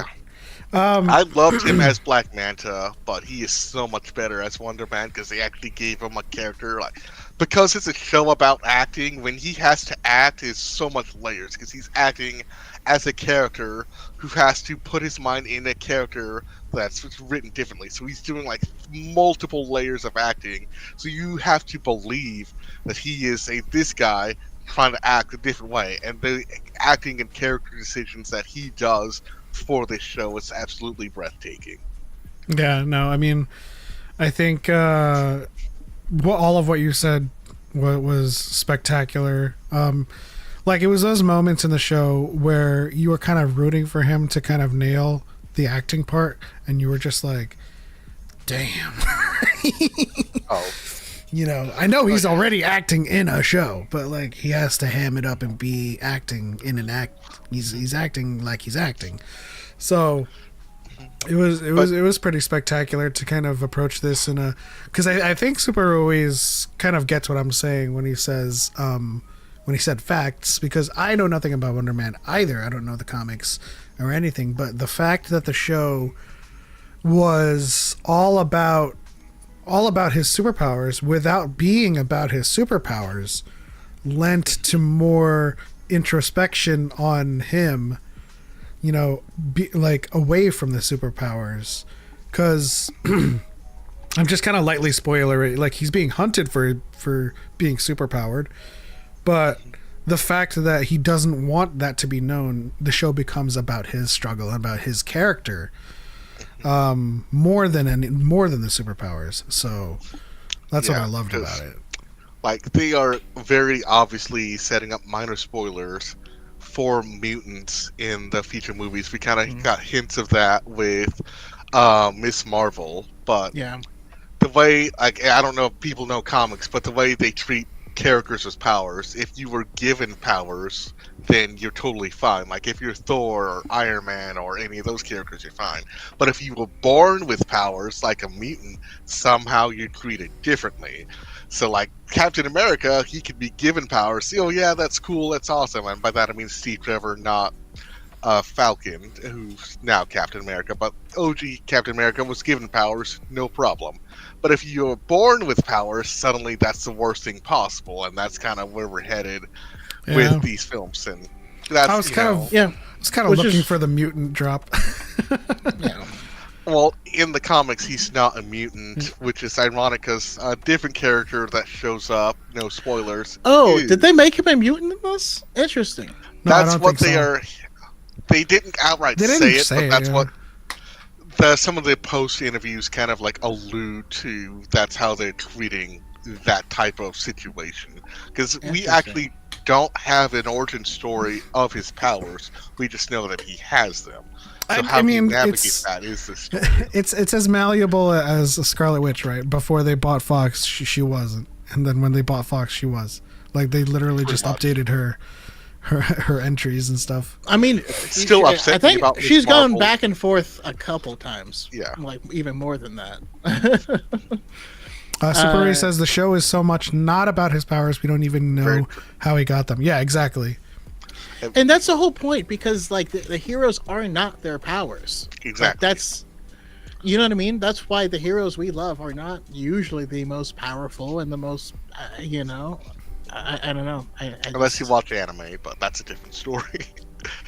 And that brings me to like the next thing about the show. Even anime, it's more about friendship than power. It's the friends. Friendship is their superpower. The next highlight of the show is Ben Kingsley as Trevor. So, did you enjoy Iron Man 3? I have to ask that. I mean, I'm on the side that's just like, it's okay. Like, I don't really harbor any hatred for it. When I first saw it, I hated it with every fiber of my being. And then I saw it again as an adult, and I was like, oh, that was weird. Why did I hate it so much? Okay. Now, I do think that it's still not going to be super high on my list, but the component about Tony's journey did resonate with me. Of course, it gets ruined because they just throw all of that development in the garbage can immediately after that. But that's a whole different topic. You see, I'm from the angle where when I first saw it, I despised that movie with a passion. Yes, And then to this day, I have not rewatched that movie. And my caveat for that is I made a fun fan edit of the trailer because I used to do that back in the day. I loved Ben Kingsley as the re-envisioning of the Mandarin. I was so looking forward to that version of the Mandarin, and to get that rug pulled underneath me is because like I get some people like, oh, why is he Chinese, all that stuff. Like I bought into his character so hard, and when he turned out to be an actor, it's like I hate this, but it works. I hate it because I'm of the same. I loved it. I'm actually the same. Like I hated it at first, but I kind of understood. Potentially because, like, not potentially, but because, like, I knew that Shang-Chi was in the future, and I was like, there's no way they could make him an actor and not have, like, a real Mandarin somewhere. You know what I mean? Like, yeah, because the all hail to the chief when they confirm, like, oh, the real Mandarin is out there, and he's not happy. He's like, that alleviated some of the, okay, we still might actually get a Mandarin, but yeah, I still thought Ben Kingsley's performance as that version of the Mandarin would have been probably, even though we didn't know it at the time, Thanos' level of quality if they wanted to continue with if they leaned into it that hard. Yeah, but they didn't, and I understand why. I understood it back then. It's like, okay, they made the white guy the actual villain, hiding behind a person of color who's using all this terrorism and stuff. Yeah, that makes sense. That's what the story is telling. Still didn't like it. But the character as Trevor coming now into Wonder Man, he is honestly, he probably got the Andor treatment just as much as Simon did as Wonder Man, because from this to All Hail the Chief to Shang-Chi to Wonder Man, his character goes from being like a throwaway joke to one of the most heartwarming, empathetic, realistic, like, because when I might cry, I think about, but the way he takes Simon under his wing reminds me so much of how my professor did that for me. And even though we don't act like those characters, because he's still like a screw up, he's crazy, he's British, but the dynamics of those characters just resonates so much with me. And then when you see what they have them do, and it's like, why is this so good? How did we get a character who literally was a terrorist on TV to what we get in this show? And it's like, kudos to the writers, because no one could have seen that ever coming. You'll never see it coming. I love that line so much. Can we appreciate how Marvel has taken certain characters that were like ultra like racist tropes, no, they're just racist, and turning them into something different that's better. You know what I mean? Because like the Mandarin is definitely one of them with his twirling his Fu Manchu. It was super weird. And then the other one that I really enjoyed was M'Baku, the man ape. He was rough in the comics, man. You're like, see, that's Jesus, one of those what are things y'all where, doing, man? When he first showed up in Black Panther, hooting and all that stuff, I was like, I don't know. I get it. This gorilla that's African, that's what they're doing. I know the wrong group of people are going to see this and make something. Thankfully, that didn't happen. But I will also say the Ancient One from Doctor Strange is another one that was very questionable, and they made it a bald white woman, and somehow that was actually I still better. Don't like that. I still don't like it. Really? It's still weird. Yeah. That one, I'm gonna put it at a neutral feeling. I don't like how they treated that character in the comics, but I'm not in love with what they did here. I mean, I just think from I guess from me, really, I think the Ancient One that comes from Kunlun should fall in line with that that regionality. Like, I'm not even saying I'm not even saying I hate it because it was whitewashed. I'm just like, I don't like that. You know, Danny Rand is already insert white man to do kung fu already. So I mean I don't hate the actress. I don't hate the character. I just don't like the way they did it. That makes sense. Yeah. But I do think that Kingsley here and Trevor Slattery has shot up in terms of like favorite characters in the MCU, because this show does wonders for him, and he does wonders for the show. And I think should Choco watch this show after DYAD is done, he is finishing it tonight because he's not going to put it down. I will. That's how much I think the show is amazing. Like, no, I kid you not. I thought about rewatching it because, like, today's a special day for me. Because remembering my professor, I was probably gonna watch it all over again just because it is that fantastic. So, yeah. Also, I just want to point out, sent a super recent chat said I know zero about Wonder Man, and it still works so well. And that's the other test: is if you don't know anything about the character, how well does it play? And to be honest, I know I say this all the time. That's. It's a feature, you know what I mean? Like that's. I feel like the less mainstream a character is, the more we are able to actually interact with the media that's being presented, and not come in with a preconceived notion, and we can actually enjoy it, rather than compare it to something that we already have in our head. You know what I mean? Very true. It passes Nemo's litmus test though, because Nemo knows the character. Oh, I mean, I know the character, but like, I don't know as nearly as much as I should. I just know enough to be like, oh, hey, this is what they did differently. But even then, now give us Squirrel Girl, damn it. Who plays Squirrel Girl? I gotta throw that out there. Squirrel Girl, but I don't think she's a character we need on screen for a long time. Like, if she's like I know, a random character, fine, but there's a lot of better characters we can get. That's not fair, but like, Would Joey King? She's important for the West Coast Avengers. Do people still hate Joey King, or is that? I don't know. Gone away? I don't know. Was that a thing? It's been a thing because, like, I remember her in like The Dark Knight Rises and a bunch of TV shows. And she's like in The Kissing Game and all that sort of stuff, but. I follow her on social media, and people have been hating on her for years, and she plays into that. But I Does don't Joey know. King play Rivals? I don't know. Subaru says that's someone who plays Rivals.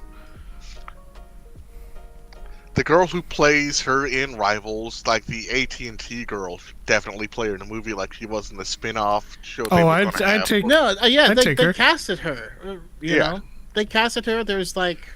Yeah, I think AT&T girl back in the day was one of the first, like, I was like, commercials, and I was like, damn.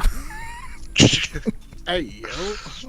Yeah, you and Flo, what about her from Progressive? Because I know a lot of people like Flo from Progressive as well. I mean, I'd hit it. I'm not saying damn, but, you know, as long as you give me more than 10% off. Phineas says, I'm planning on trying to get a watch party together this weekend to get my friends and brothers to check it out. It's maybe my favorite MCU Disney Plus show. I think I said that at the beginning, at the top of the segment. Like, I think it is, at least in recent memory, it's probably the best TV Disney Plus show in the MCU right now. I would probably put Loki season 2 above this for story reasons, but from like directing, acting, cinematography, writing, script writing, everything else. We have Force Brain and Critical Brain. Yeah, like in the Star Wars, it's like it's Ahsoka for me, and then Andor's, pretty much. I don't. I mean, I don't know where this falls for you guys, but I think mine is Agatha all along. No, it's a great show too. I really like enjoyed that show too. show. I think this is better than that show though. If I'm being... I don't think that show was made very well, but it's not trying to because it's supposed to be fun and it knew what it was. Exactly. It knew what it was, and it did exactly what it needed to be what it was. I'm gonna get on my. I don't want to bring race into this, but I think Wonder Man has it. It had, like, I don't want to discredit women, and I know Agatha has a lot of representation. But I think Wonder Man had to break out of its mold harder because of Ironheart, which was, featuring a black female lead, and they hated on that. I'm not seeing that hate for Wonder Man because everyone who's seen it knows that you cannot say this is a bad show. You can't give the whole, oh, it's ghetto, oh, it's XYZ. It's like, no. None of the low-hanging fruit they want to lob at all the other shows, they can't for this show.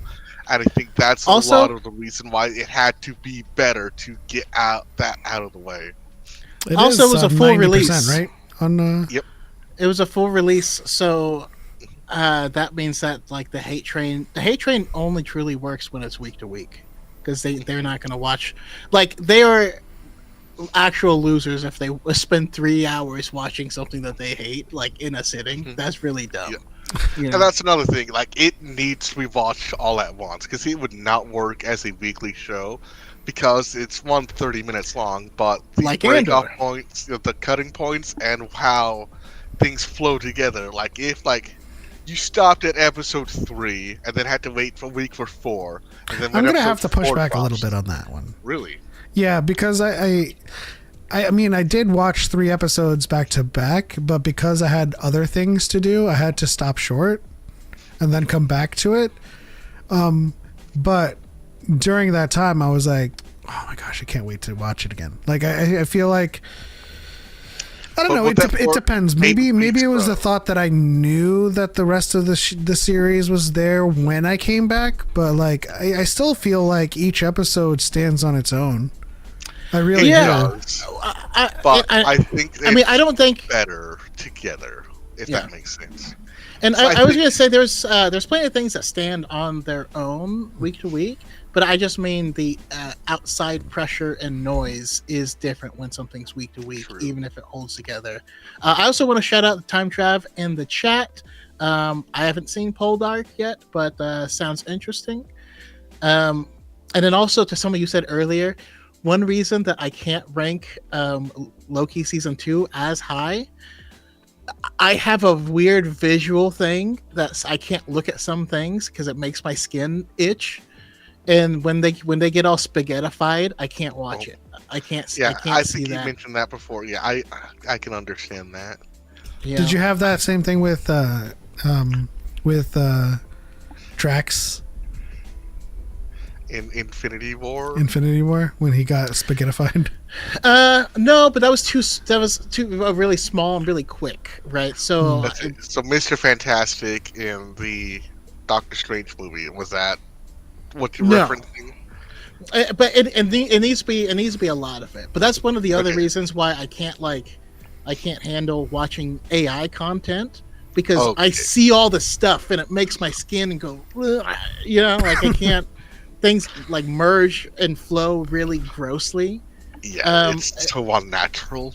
It's also why I can't play, Plague Cell. It's like, how many fingers am I hear is amazing. AI is, how many fingers am I holding up? Yeah. Where'd that finger come from? I feel like it's my brain, like, not handling broken physics or something like that. I don't know. Yeah, that makes sense. Is it partially Uncanny Valley as well, or is it just... Absolutely. So what did you think about, like, deep fakes and all that stuff? For, like, I don't like it. I don't like it. I got, even, Superman's mouth was like, what is this? What's happened? Like, I got so angry because, like, it didn't look like it didn't look like anyone. It didn't look like a person to me. I was just like, what is that monster thing? It looked like a how Titan. Henry Cavill looks. But... It looked like a Titan or something. I don't know. I guess I can't. Yeah. Do it. No, yeah, there's definitely an element of Uncanny Valley there. I mean, case in Thankfully, point Wonder with Man Luke doesn't have Skywalker that. and Mandalorian, you know. Yeah. See, I have to turn have motion an blur issue off with when I it. play video games. You know, You should like do that I will. regardless because it's I'll get done sick. so badly. Yeah, that too. But no, there's none of that in Wonder Man. But one of the posters was like Photoshop to death, and a lot of people didn't like how Trevor looked on that one. So I kind of agree with that. That looked like AI. I don't think like they even said like the Wonder Man posters, like the in-universe stuff. They claimed that was AI. I don't think it was. I just think, as someone who does Photoshop a lot, people just do it wrong, and it looks bad. And then AI copies that, so everything looks like it's AI, but it's all just bad editing. So that's just Yeah. And yeah, Trav, that's what I was meaning to call you the other day to talk because I have watched your fanfic. It did trigger me for sure, but for you, I muscled through it. You know, it's worth it. And also, you know, anytime people give show love to our weird snake monster Jedi master, you know, it's always appreciative. Which one is that? Oppo Rancisis. Yeah, we need more weird Jedi Masters, but they're kind of dead now. With that said, I think it's time for our Pictionary segment. Now, I'm going to leave the link in the chat for everyone to join up. If you want to play Pictionary with us. Is it in this chat or in the YouTube Yeah. chats. I Okay. can send it to you in the Discord, though. Let me go ahead and put my name in here. I'm also using someone else's Star Wars theme because I feel like we've done ours a lot, and there's a lot of like inside joke gags in there that we've never known how to draw. So we just kind of take the L on that one. Yeah, no, I need to make another one. I actually we bought a legitimate Star Wars Pictionary game, and so I could probably just plug in all of those. Oh yeah, for sure. Honestly, I probably shouldn't play this game because I cannot draw worth a darn. No, you think I can draw? Oh, I can't even draw stick figures, but we find an avatar that almost looks like I do. Pep, you started the game already? It looks like it started, but let's just let it run out until we have people. Or actually, you know what? Okay. Hold on. How do I like do it where like we don't have to play it? Oh, you left. All right, everyone, leave, and then we'll be rejoining. Mhm. All right, and you're gonna send us a fresh link. Yeah, 1 second. That poor smart guy lost the game.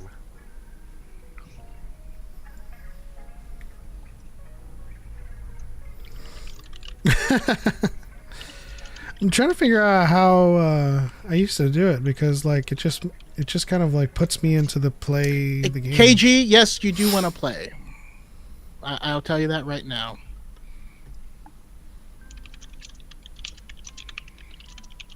I can barely draw stick figures. Remember, you don't have to draw well. You're just trying to get us to say the word. Oh, Yeah, unfortunately, this is Nemo. Woo!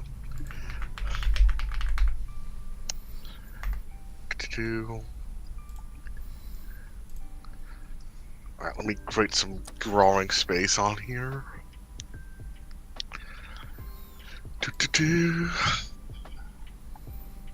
So bright. Oh, it looks like we're gonna have to use the one that I did. Hold on.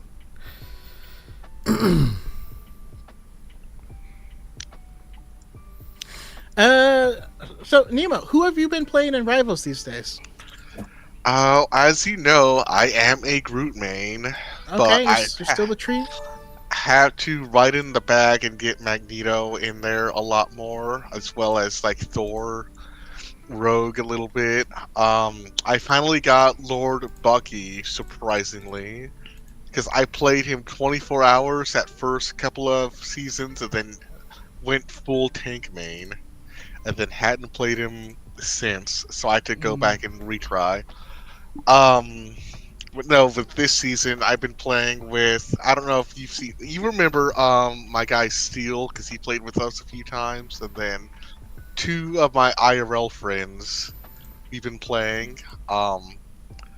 We've had the Gwang hates us, so he gives us EOMM agents in all our games. So, like, I kid you not, we are going ball to the wall, trying to win, doing everything we possibly can. Only Yes, to KG, we're get waiting on a new link. demolished by people. So, like, even in our like quick plays, like we have to check because we've had former one above alls in our comp games, like one above all, Eternity, Celestial. Mind you, this is gold elo. We check our teammates; they have never played before, and they're just gold for the first time. But everyone we go up against is like actually the best of the best. So it's like Yeah. it makes us feel okay. That okay, the game thinks we deserve to be playing against like the top 5%, but then they give us the bottom like 90% to play with. So it is not Yeah, impossible I to feel win that. because it's like a 4v5 every or 4v6. All right, new link is up. Join in.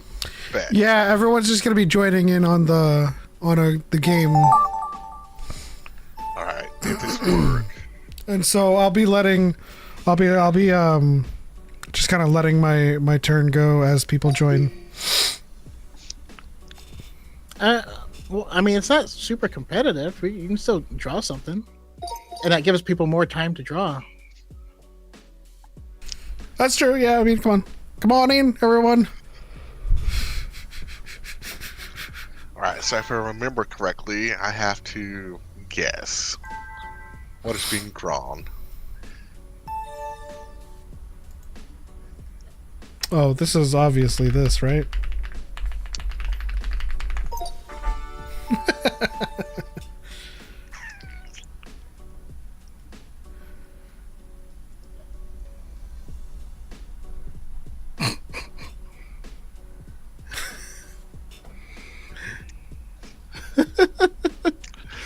I don't even know what I'm looking at.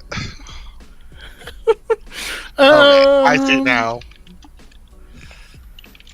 Smart guy 74 got it. Oop, wrong place. Cal, shout out to Cal in the chat. All right. Woo! See, says it's a masterpiece. The game knows. It's the game recognized game. I feel like if we had enough players, we could also play Gardic Phone, which is essentially like everyone puts in a prompt, somebody draws, and then the next person has to describe what's drawn, and then the next person draws what was described. I think that's cool too.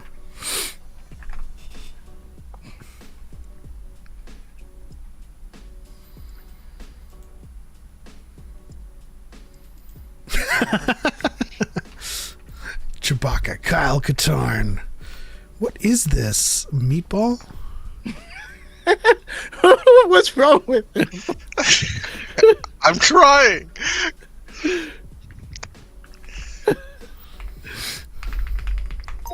Oh, okay. What? Think broad. Very, very broad. It just looked like Zuko with brown hair.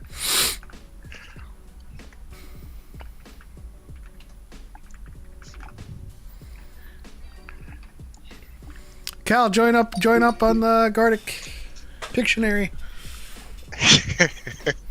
I did my best. I'm sorry. Okay, let's see.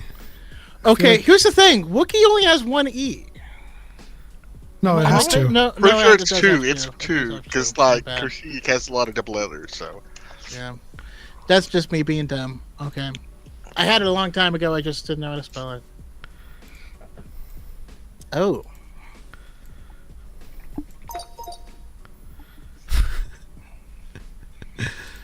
Y'all should Good get job. this. It's a mailbox.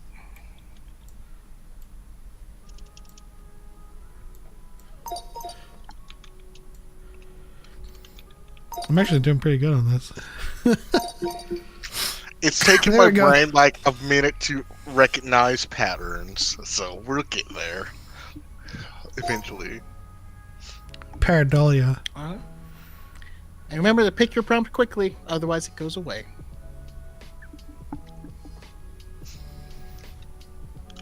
This is... No. Okay.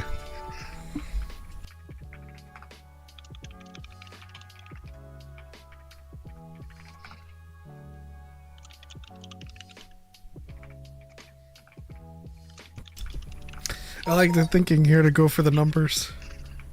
When I misspell something.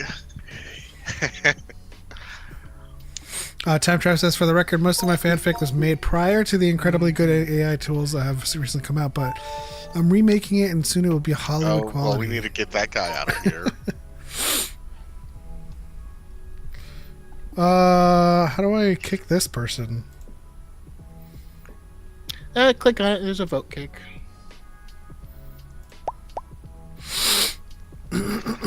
Yeah.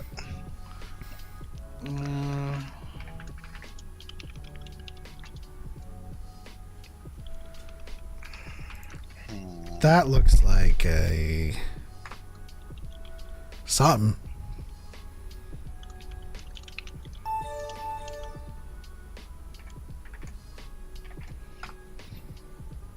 KG's trying really hard. Damn.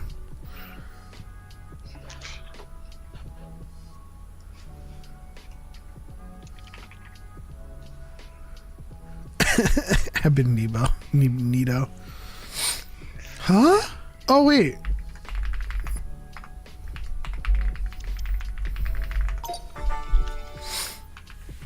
Let's go.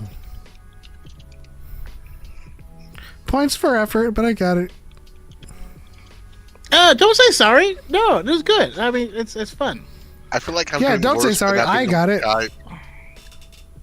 As long as one person gets it, then it was good.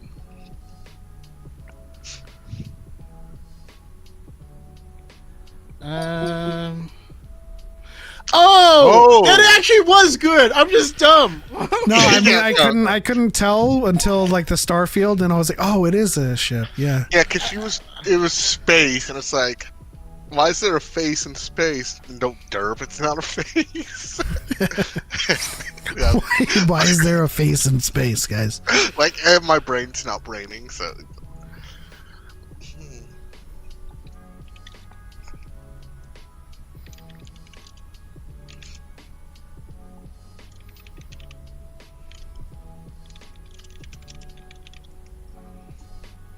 Holy crap.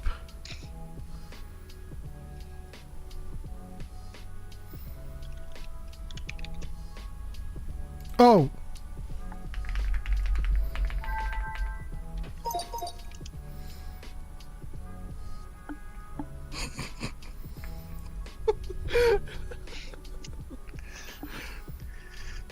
What? Wait. Anyways, Was it that kid? Was it? No, Liam closed the shades. What I'm thinking of doesn't match the letters. Okay, it took me a second.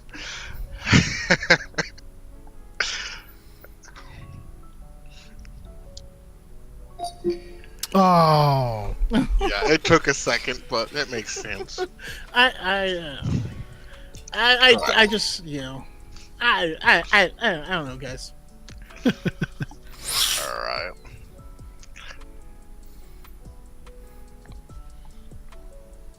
I can't draw heads. I'm sorry. That's a head? It's a head. That's not the KKK, is it? Well, we're just gonna draw in the black here. What?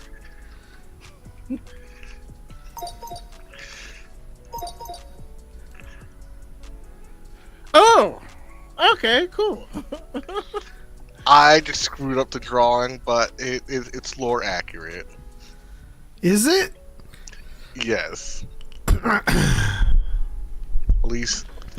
It's like I said, it's the Sorting Hat. Okay, no.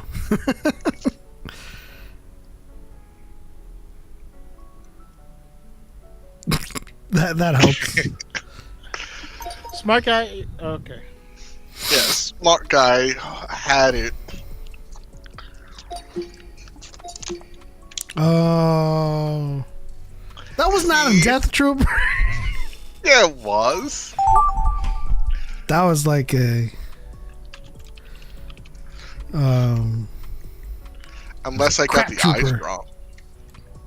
No, it's okay. Well, there's different versions, so I guess this was a later version. So The Borg. Oh.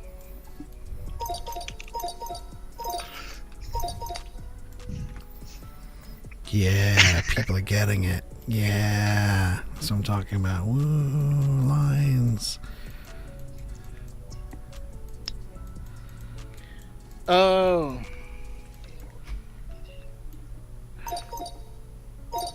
There you go. see, I was. Okay.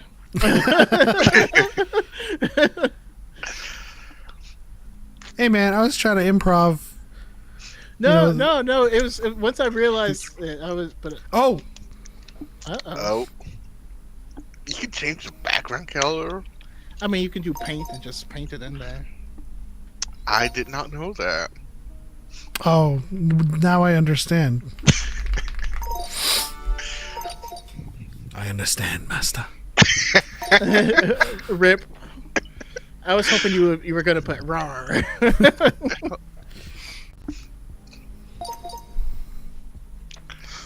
All right, we got I never Gambit realized- over here. How derpy that Gambit looks.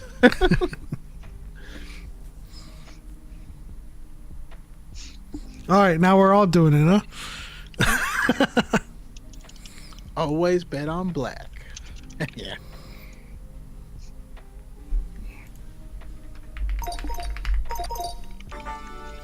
That's what I thought. I can't type. Corobone. It's not Moosta close. I was actually gonna make that joke as well. I hate myself. Hey, Kenny, welcome to the game. He said no we have clue. another Are you person. serious? Yeah, if it's not must to close, then it must to far. He drew 2 lines. Yeah.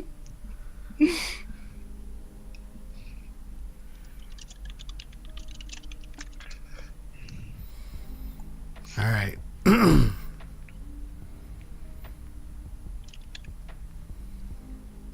Everyone types Yoda for the greed.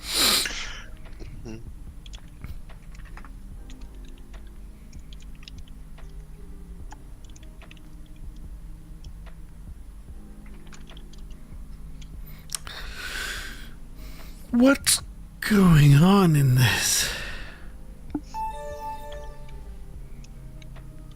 I could probably kick that person as well.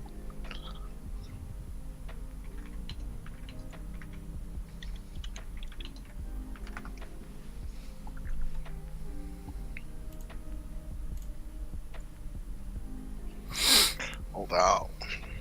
Wait, No. planet.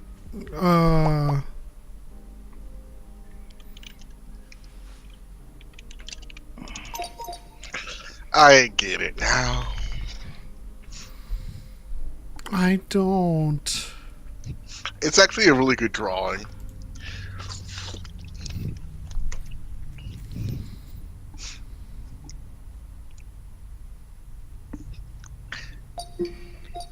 Oh, okay.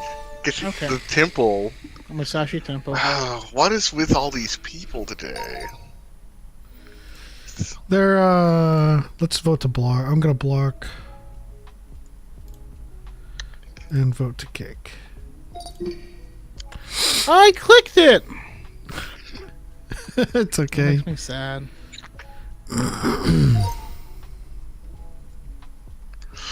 Oh, my turn again. Okay, great.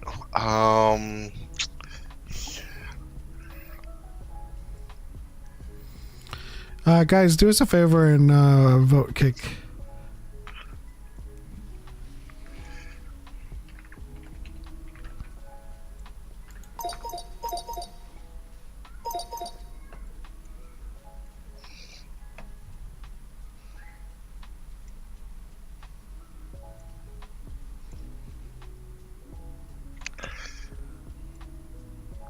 Oh, I can't type, but oh well. I need to learn how to use the rest of these tools, I guess. hey, if you use them as paint. I guess you didn't. I've been using Photoshop. This is such an old thing for me. That purple wasn't very purple, but I tried. KG, you just gotta click on their name, and it gives you the option. Is there a way to close the game, or is that just trolls jumping in random rooms? No, it's this theme comes with a pre-built like player maximum. Oh. But I'll work with Choco to create our own room so that we can control it based off of his Pictionary.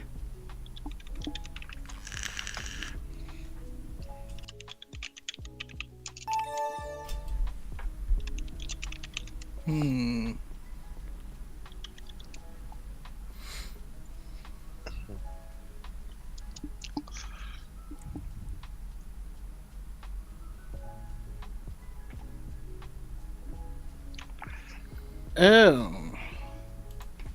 Wait.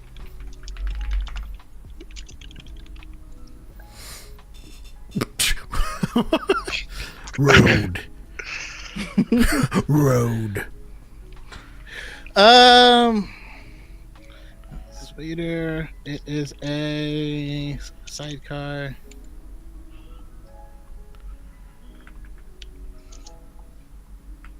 Everyone's a pod racer, right?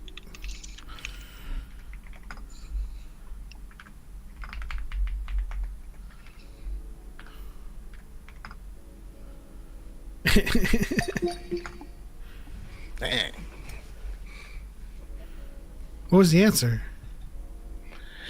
No one got it, so we don't know. Crazy. Oh, dude, how am I gonna do this?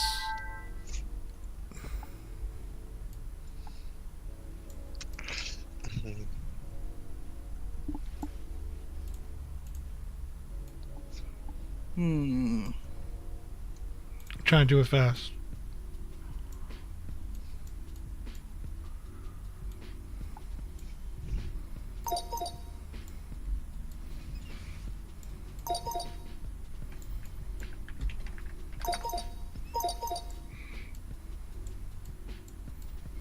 That was good. Ah!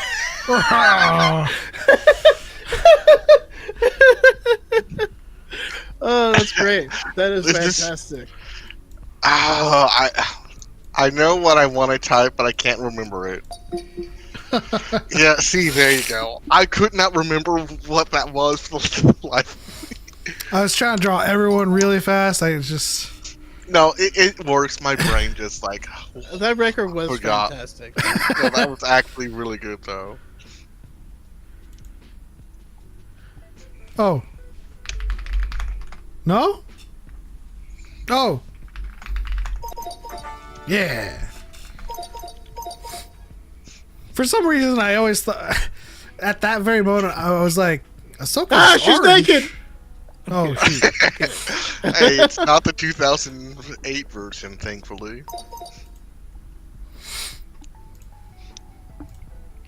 I like how hope I don't she's have to draw indifferent. that. Hey, that's. Oh, I'm not gonna say what I was gonna say. Never mind. Oh, that was it. Hey, smart guy. Ends at 120, but we could play another round. Alrighty then. Alright. Smart guy living up to his name.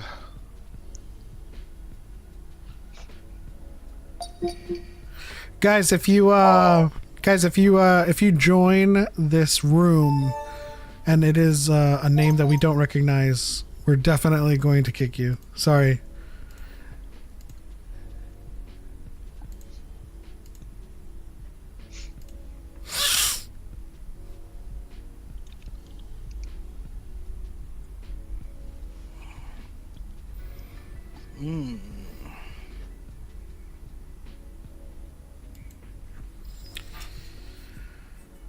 I wish they had categories on here too, but that would probably be a lot of work.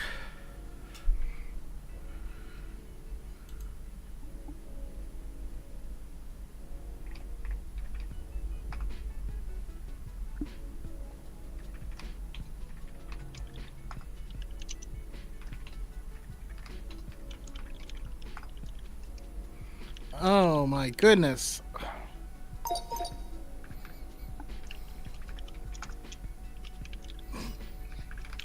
Is it high ground?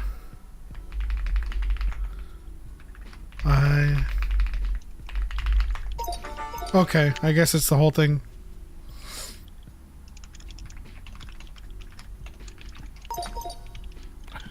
Yeah, it was the whole thing. Hey, Okay, we're I not was just gonna like, kick out her. I can't type. What am I typing wrong? Oh, okay. So it's a phrase? I didn't know you could do that. uh-oh. Actually, I think this is a public room, to be honest.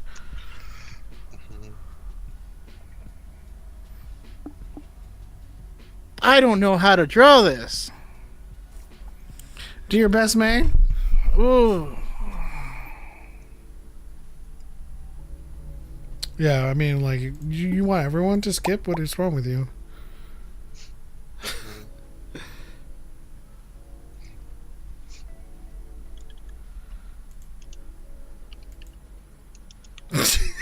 Okay. A little higher for the arms there, but...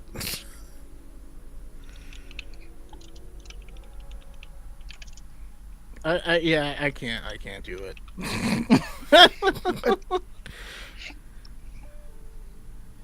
um,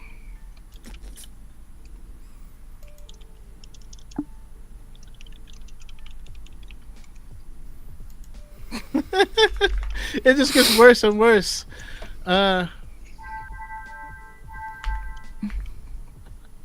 What?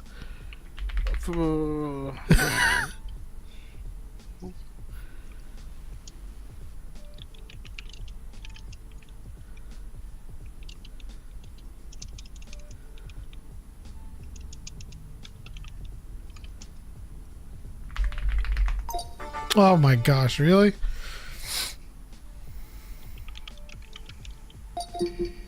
Yeah, I don't. Yeah, Oh, yeah. you see, I thought about that, and it was like, nah, that's not what he's drawing. It can't be. It can't be.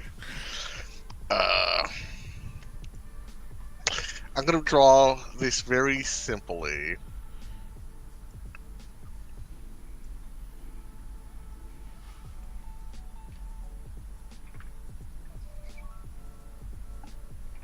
That is certainly simply. Yeah. Is that all you're drawing? Okay. I was like, If they think minimalism, and then these are like steps.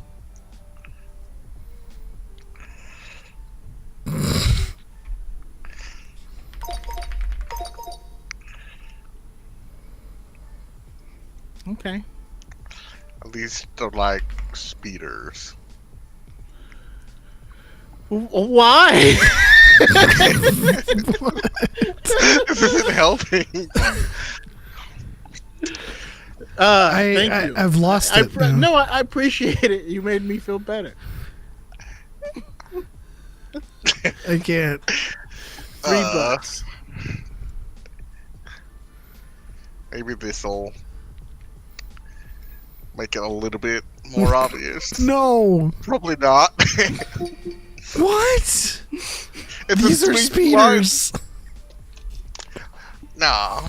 Like on Coruscant, you have the Jedi Temple with the 3 lines, then everything flying behind it. you Bro, know? the spires are outside of the ziggurat. It's not on top Yeah, of it. but I try to make it very bare bones and minimalistic.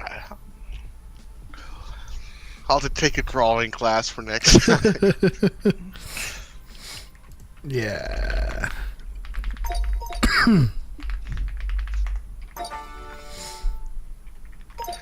At least someone can draw better than me here. Sheesh. I think we can all drop it. Sorry. You're not wrong. I can't. That looks like a dried up strawberry right now, but I think we knew where it was going at least.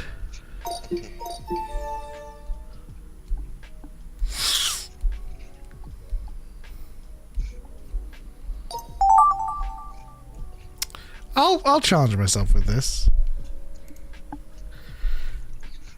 Did you pull out the drawing pad? No.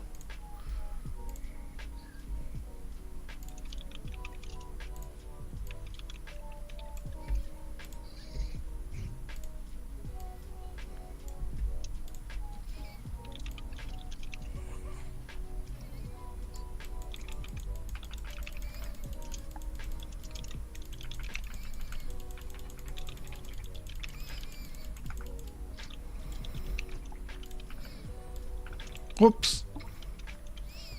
I mean, I might as well. I'm very What? upset.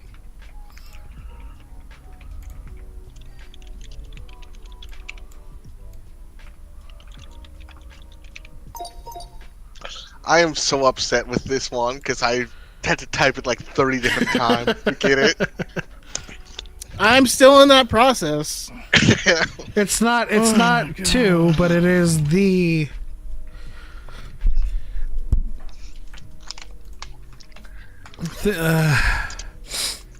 think first. Just think first. Like, I think we all know what it is. You just have to get the phrasing right. Yeah. I would have. Why? I was going second. I would have definitely put Death Star 2 as. Yes, the I prompt. put Death Star 2 2, like 50 times. Death Star, the second Death Star, Hey. second Death Star, but I spelled it. Hey, we realized that playing someone else's theme. But I've never ever seen it Second Death written Star. like that. Wait a minute.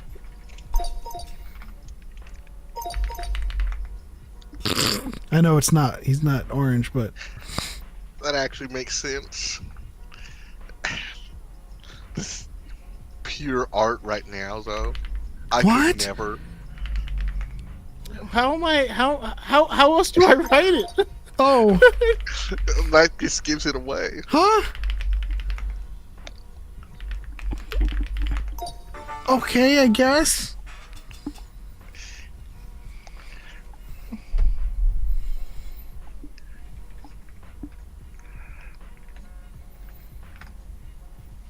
It's not. There's. Oh man, I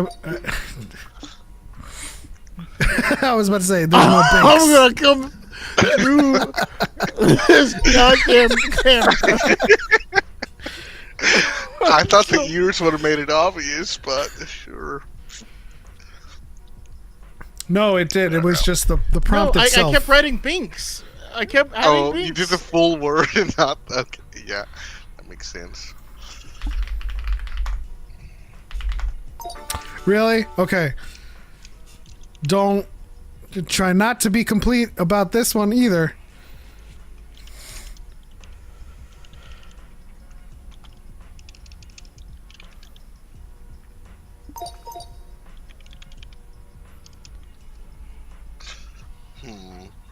I can't tell.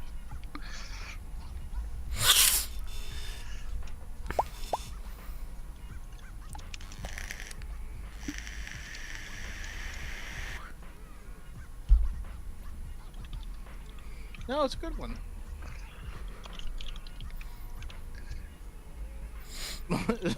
Childbirth. It's My good. brain is It's- in a totally wrong place with this. It does have a type of protuberance. It's a good drawing. It was just I had to think: are they going to give it the full name, or is it just going Oh to be? yeah. Now, see, my mind went to a totally different spot. That's a good drawing. Well, at first I thought it was the little droid that pops out of the door at Jabba's palace. I thought they were drawing someone lying in a bed, so that shows you what I was thinking. So.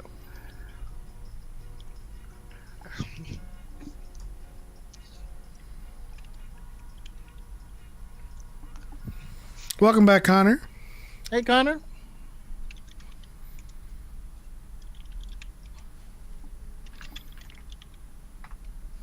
We're just trying all of the small green. What the hell? Oh snap! What is this?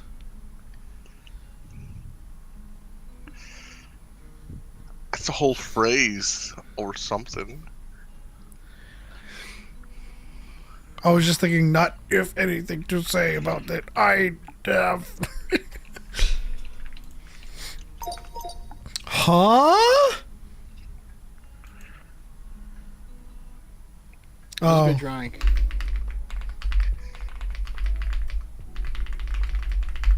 that is. Okay.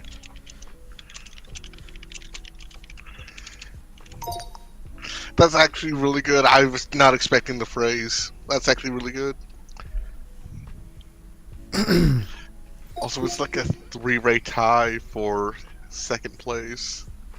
No, so I looked at it and I was like, to be or not to be. Oh, do or The first thing that came to mind was. I was thinking Yub Nub, but it was 2 letters and not 3, so that wouldn't have worked. The first thing that came to mind didn't fit. I was like, not if anything to say about it. I have. Just a full ass quote.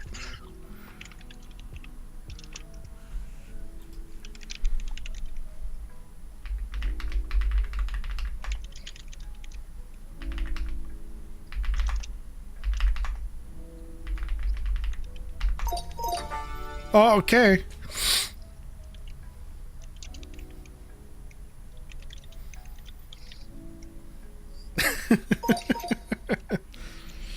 We're doing good, Connor. How about you?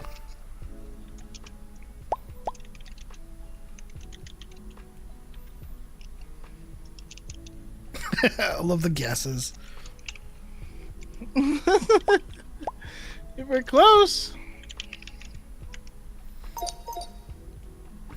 I can't type what they want me to type. See, that's so dumb. I I put can't Uncle be Owen. what she needs me to be. Uncle Owen, I know I'm on probation. Oh my god. Kutika Kaka, Luke Skywalker, Jedi Master.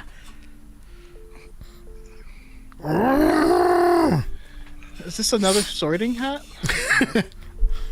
Is this Diglett? Yes.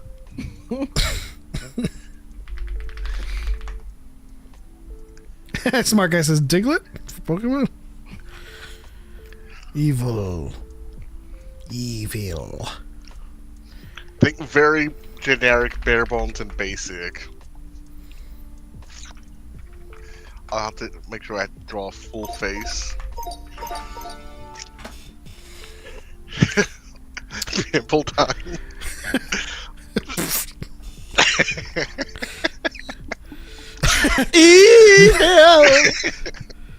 I'm doing all right. I recorded the first episode of my podcast yesterday. The guest I had on was one of my childhood TV show heroes. So now That's I have the awesome. equivalent of post-concert blues. Who was your Nice. first guest? Yeah, that was super generic, but I try. Bro, you didn't think of putting like a red lightsaber in there? I feel Pimple like team. if people are already guessing the name of the character, but it's like, no, think broad. So. Oh well. Ross Lynch. Come on, Kenny.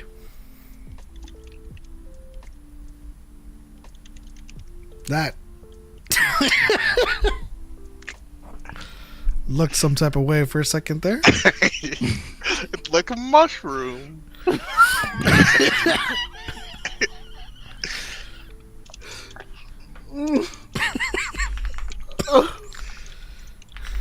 Um, There it is.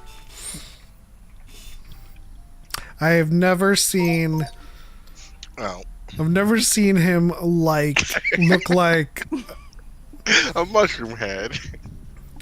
He-Man. I don't know. Now I can imagine Anakin going, "I have the power." Okay. You No, no, underestimate my limited. power. Jeez, I'm gonna have to draw in. How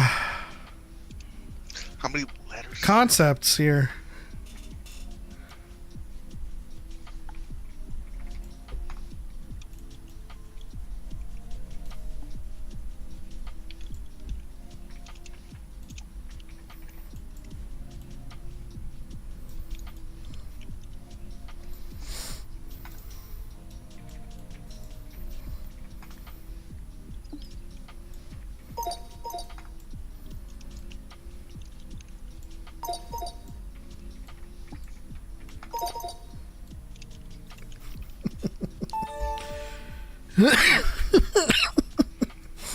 My brain's not braining.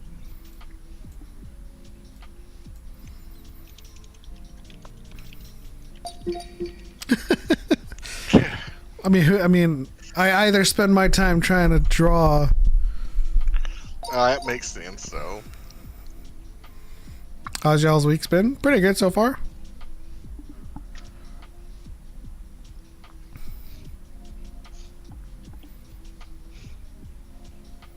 I like how you went with atmosphere for was like a blue sky. I'm totally roasting you right now.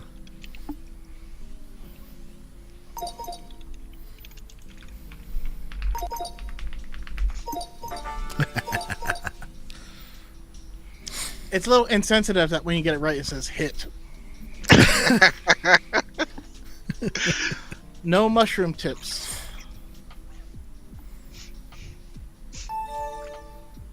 No military caps.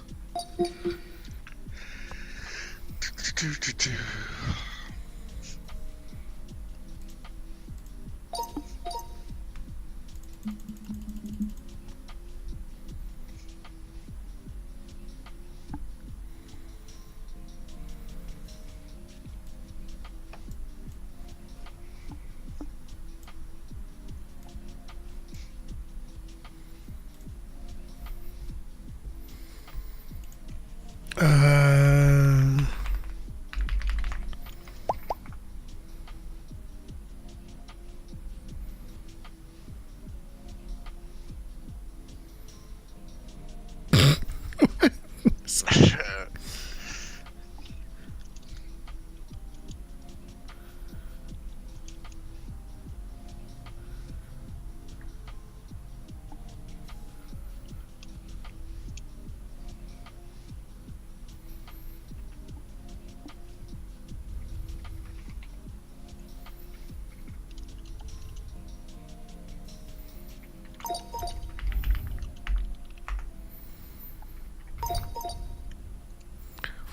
Oh.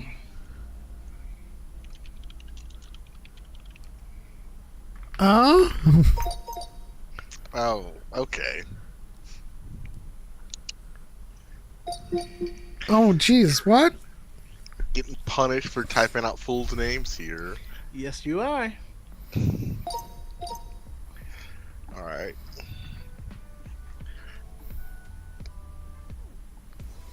What did you think of the Daredevil teaser? I didn't watch the Daredevil teaser. Oh, you watched all of Wonder Man and didn't see it? Nope. Was that at the end there? Oh, it played before every episode. No, Oh, I was skipping recaps and skipping everything. Wow. Well, that explains a lot. Hey, I was there for Wonder Man, man. Valid. You don't care about no Daredevil. I'll care about it when it's out.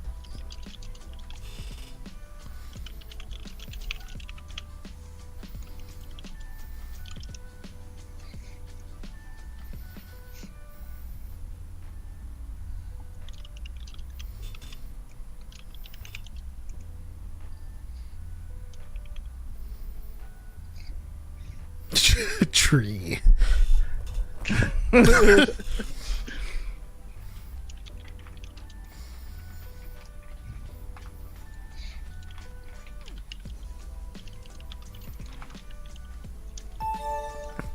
Anyone here like ice hockey? I used to. I was a huge Avalanche fan when Forsberg and Sakic were playing.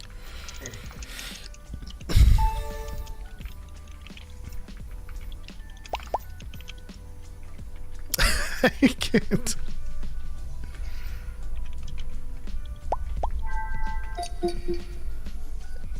Dang. What was it? Was it Stormtrooper singular? If it was singular, I would be upset. I think, were you guys getting close? Yes. Yes. Probably Stormtrooper. See how yeah.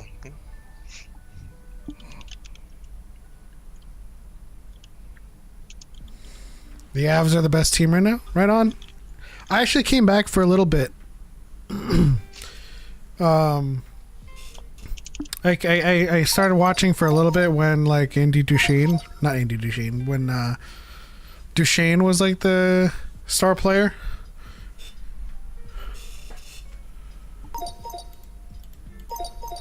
Is it that?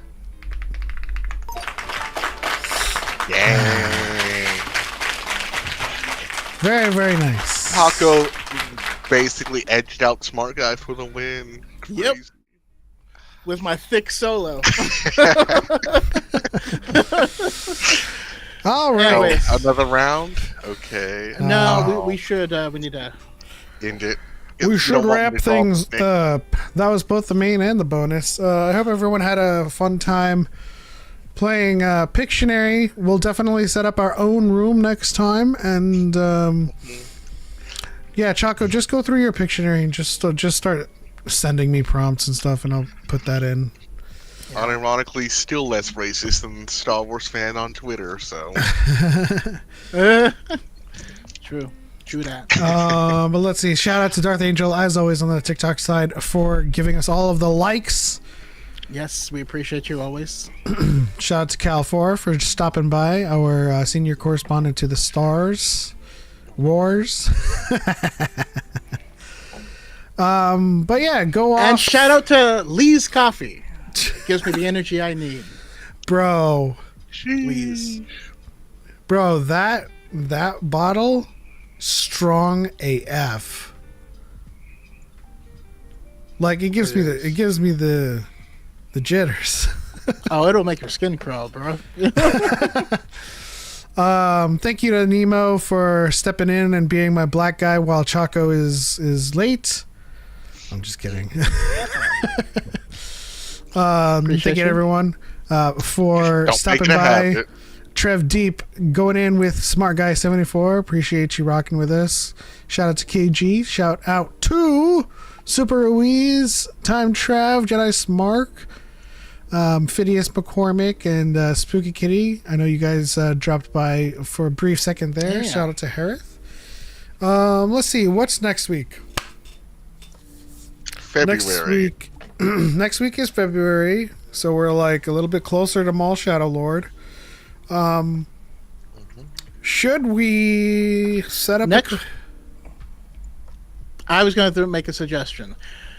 A head-to-head battle, me versus Pep in Star Wars Pyramid. So we each have prompts, and we have to make the chat say it, and we have a limited amount of time to see how many the chat can get right. Is there a way we can like organize that, or is that like, do you have like the physical game? No, I don't have the physical game, but I mean, you'll just have to the- let me know how to do Yeah. that. So yeah, next up we'll do that, and maybe we'll even set up a Kahoot for some like speed round trivia. I also set up a super chat goal for today, which would have dyad moment, which would have if we met that super chat goal, we would have played Star Wars trivia head to head. Which would have been taking questions from Star Wars trivia and Top Trump's Star Wars trivia game. We'll set that up for next week and see if we can reach that super chat goal. But yeah. Thank you guys so much. Nemo, do you got any final thoughts? I was just gonna say that the poll is actually really close. So thank you for all my Coleman Tripor voters out there. We the just need truthers. one more person. We could have beat Kiadi Mundi, but it is what it is. Also, if you guys haven't already, give the stream a thumbs up. It really helps the channel a lot. Choco, any final words? Thoughts? Yeah, thank you guys for being patient, for rocking with us. You know, I apologize as I transition to my new job and try to get everything rolling. I'm trying to put a lot of effort into that, but things will be calming down soon. But I appreciate y'all in this intermediate time. Now I wish I had a soundboard button for rolling. I was thinking What? the same thing. But yeah, that's it. Thank you guys so much. On to the next one. For Light and for Life. We are all the second Death Star. And may Groot ever make walls in your face. Mushroom caps.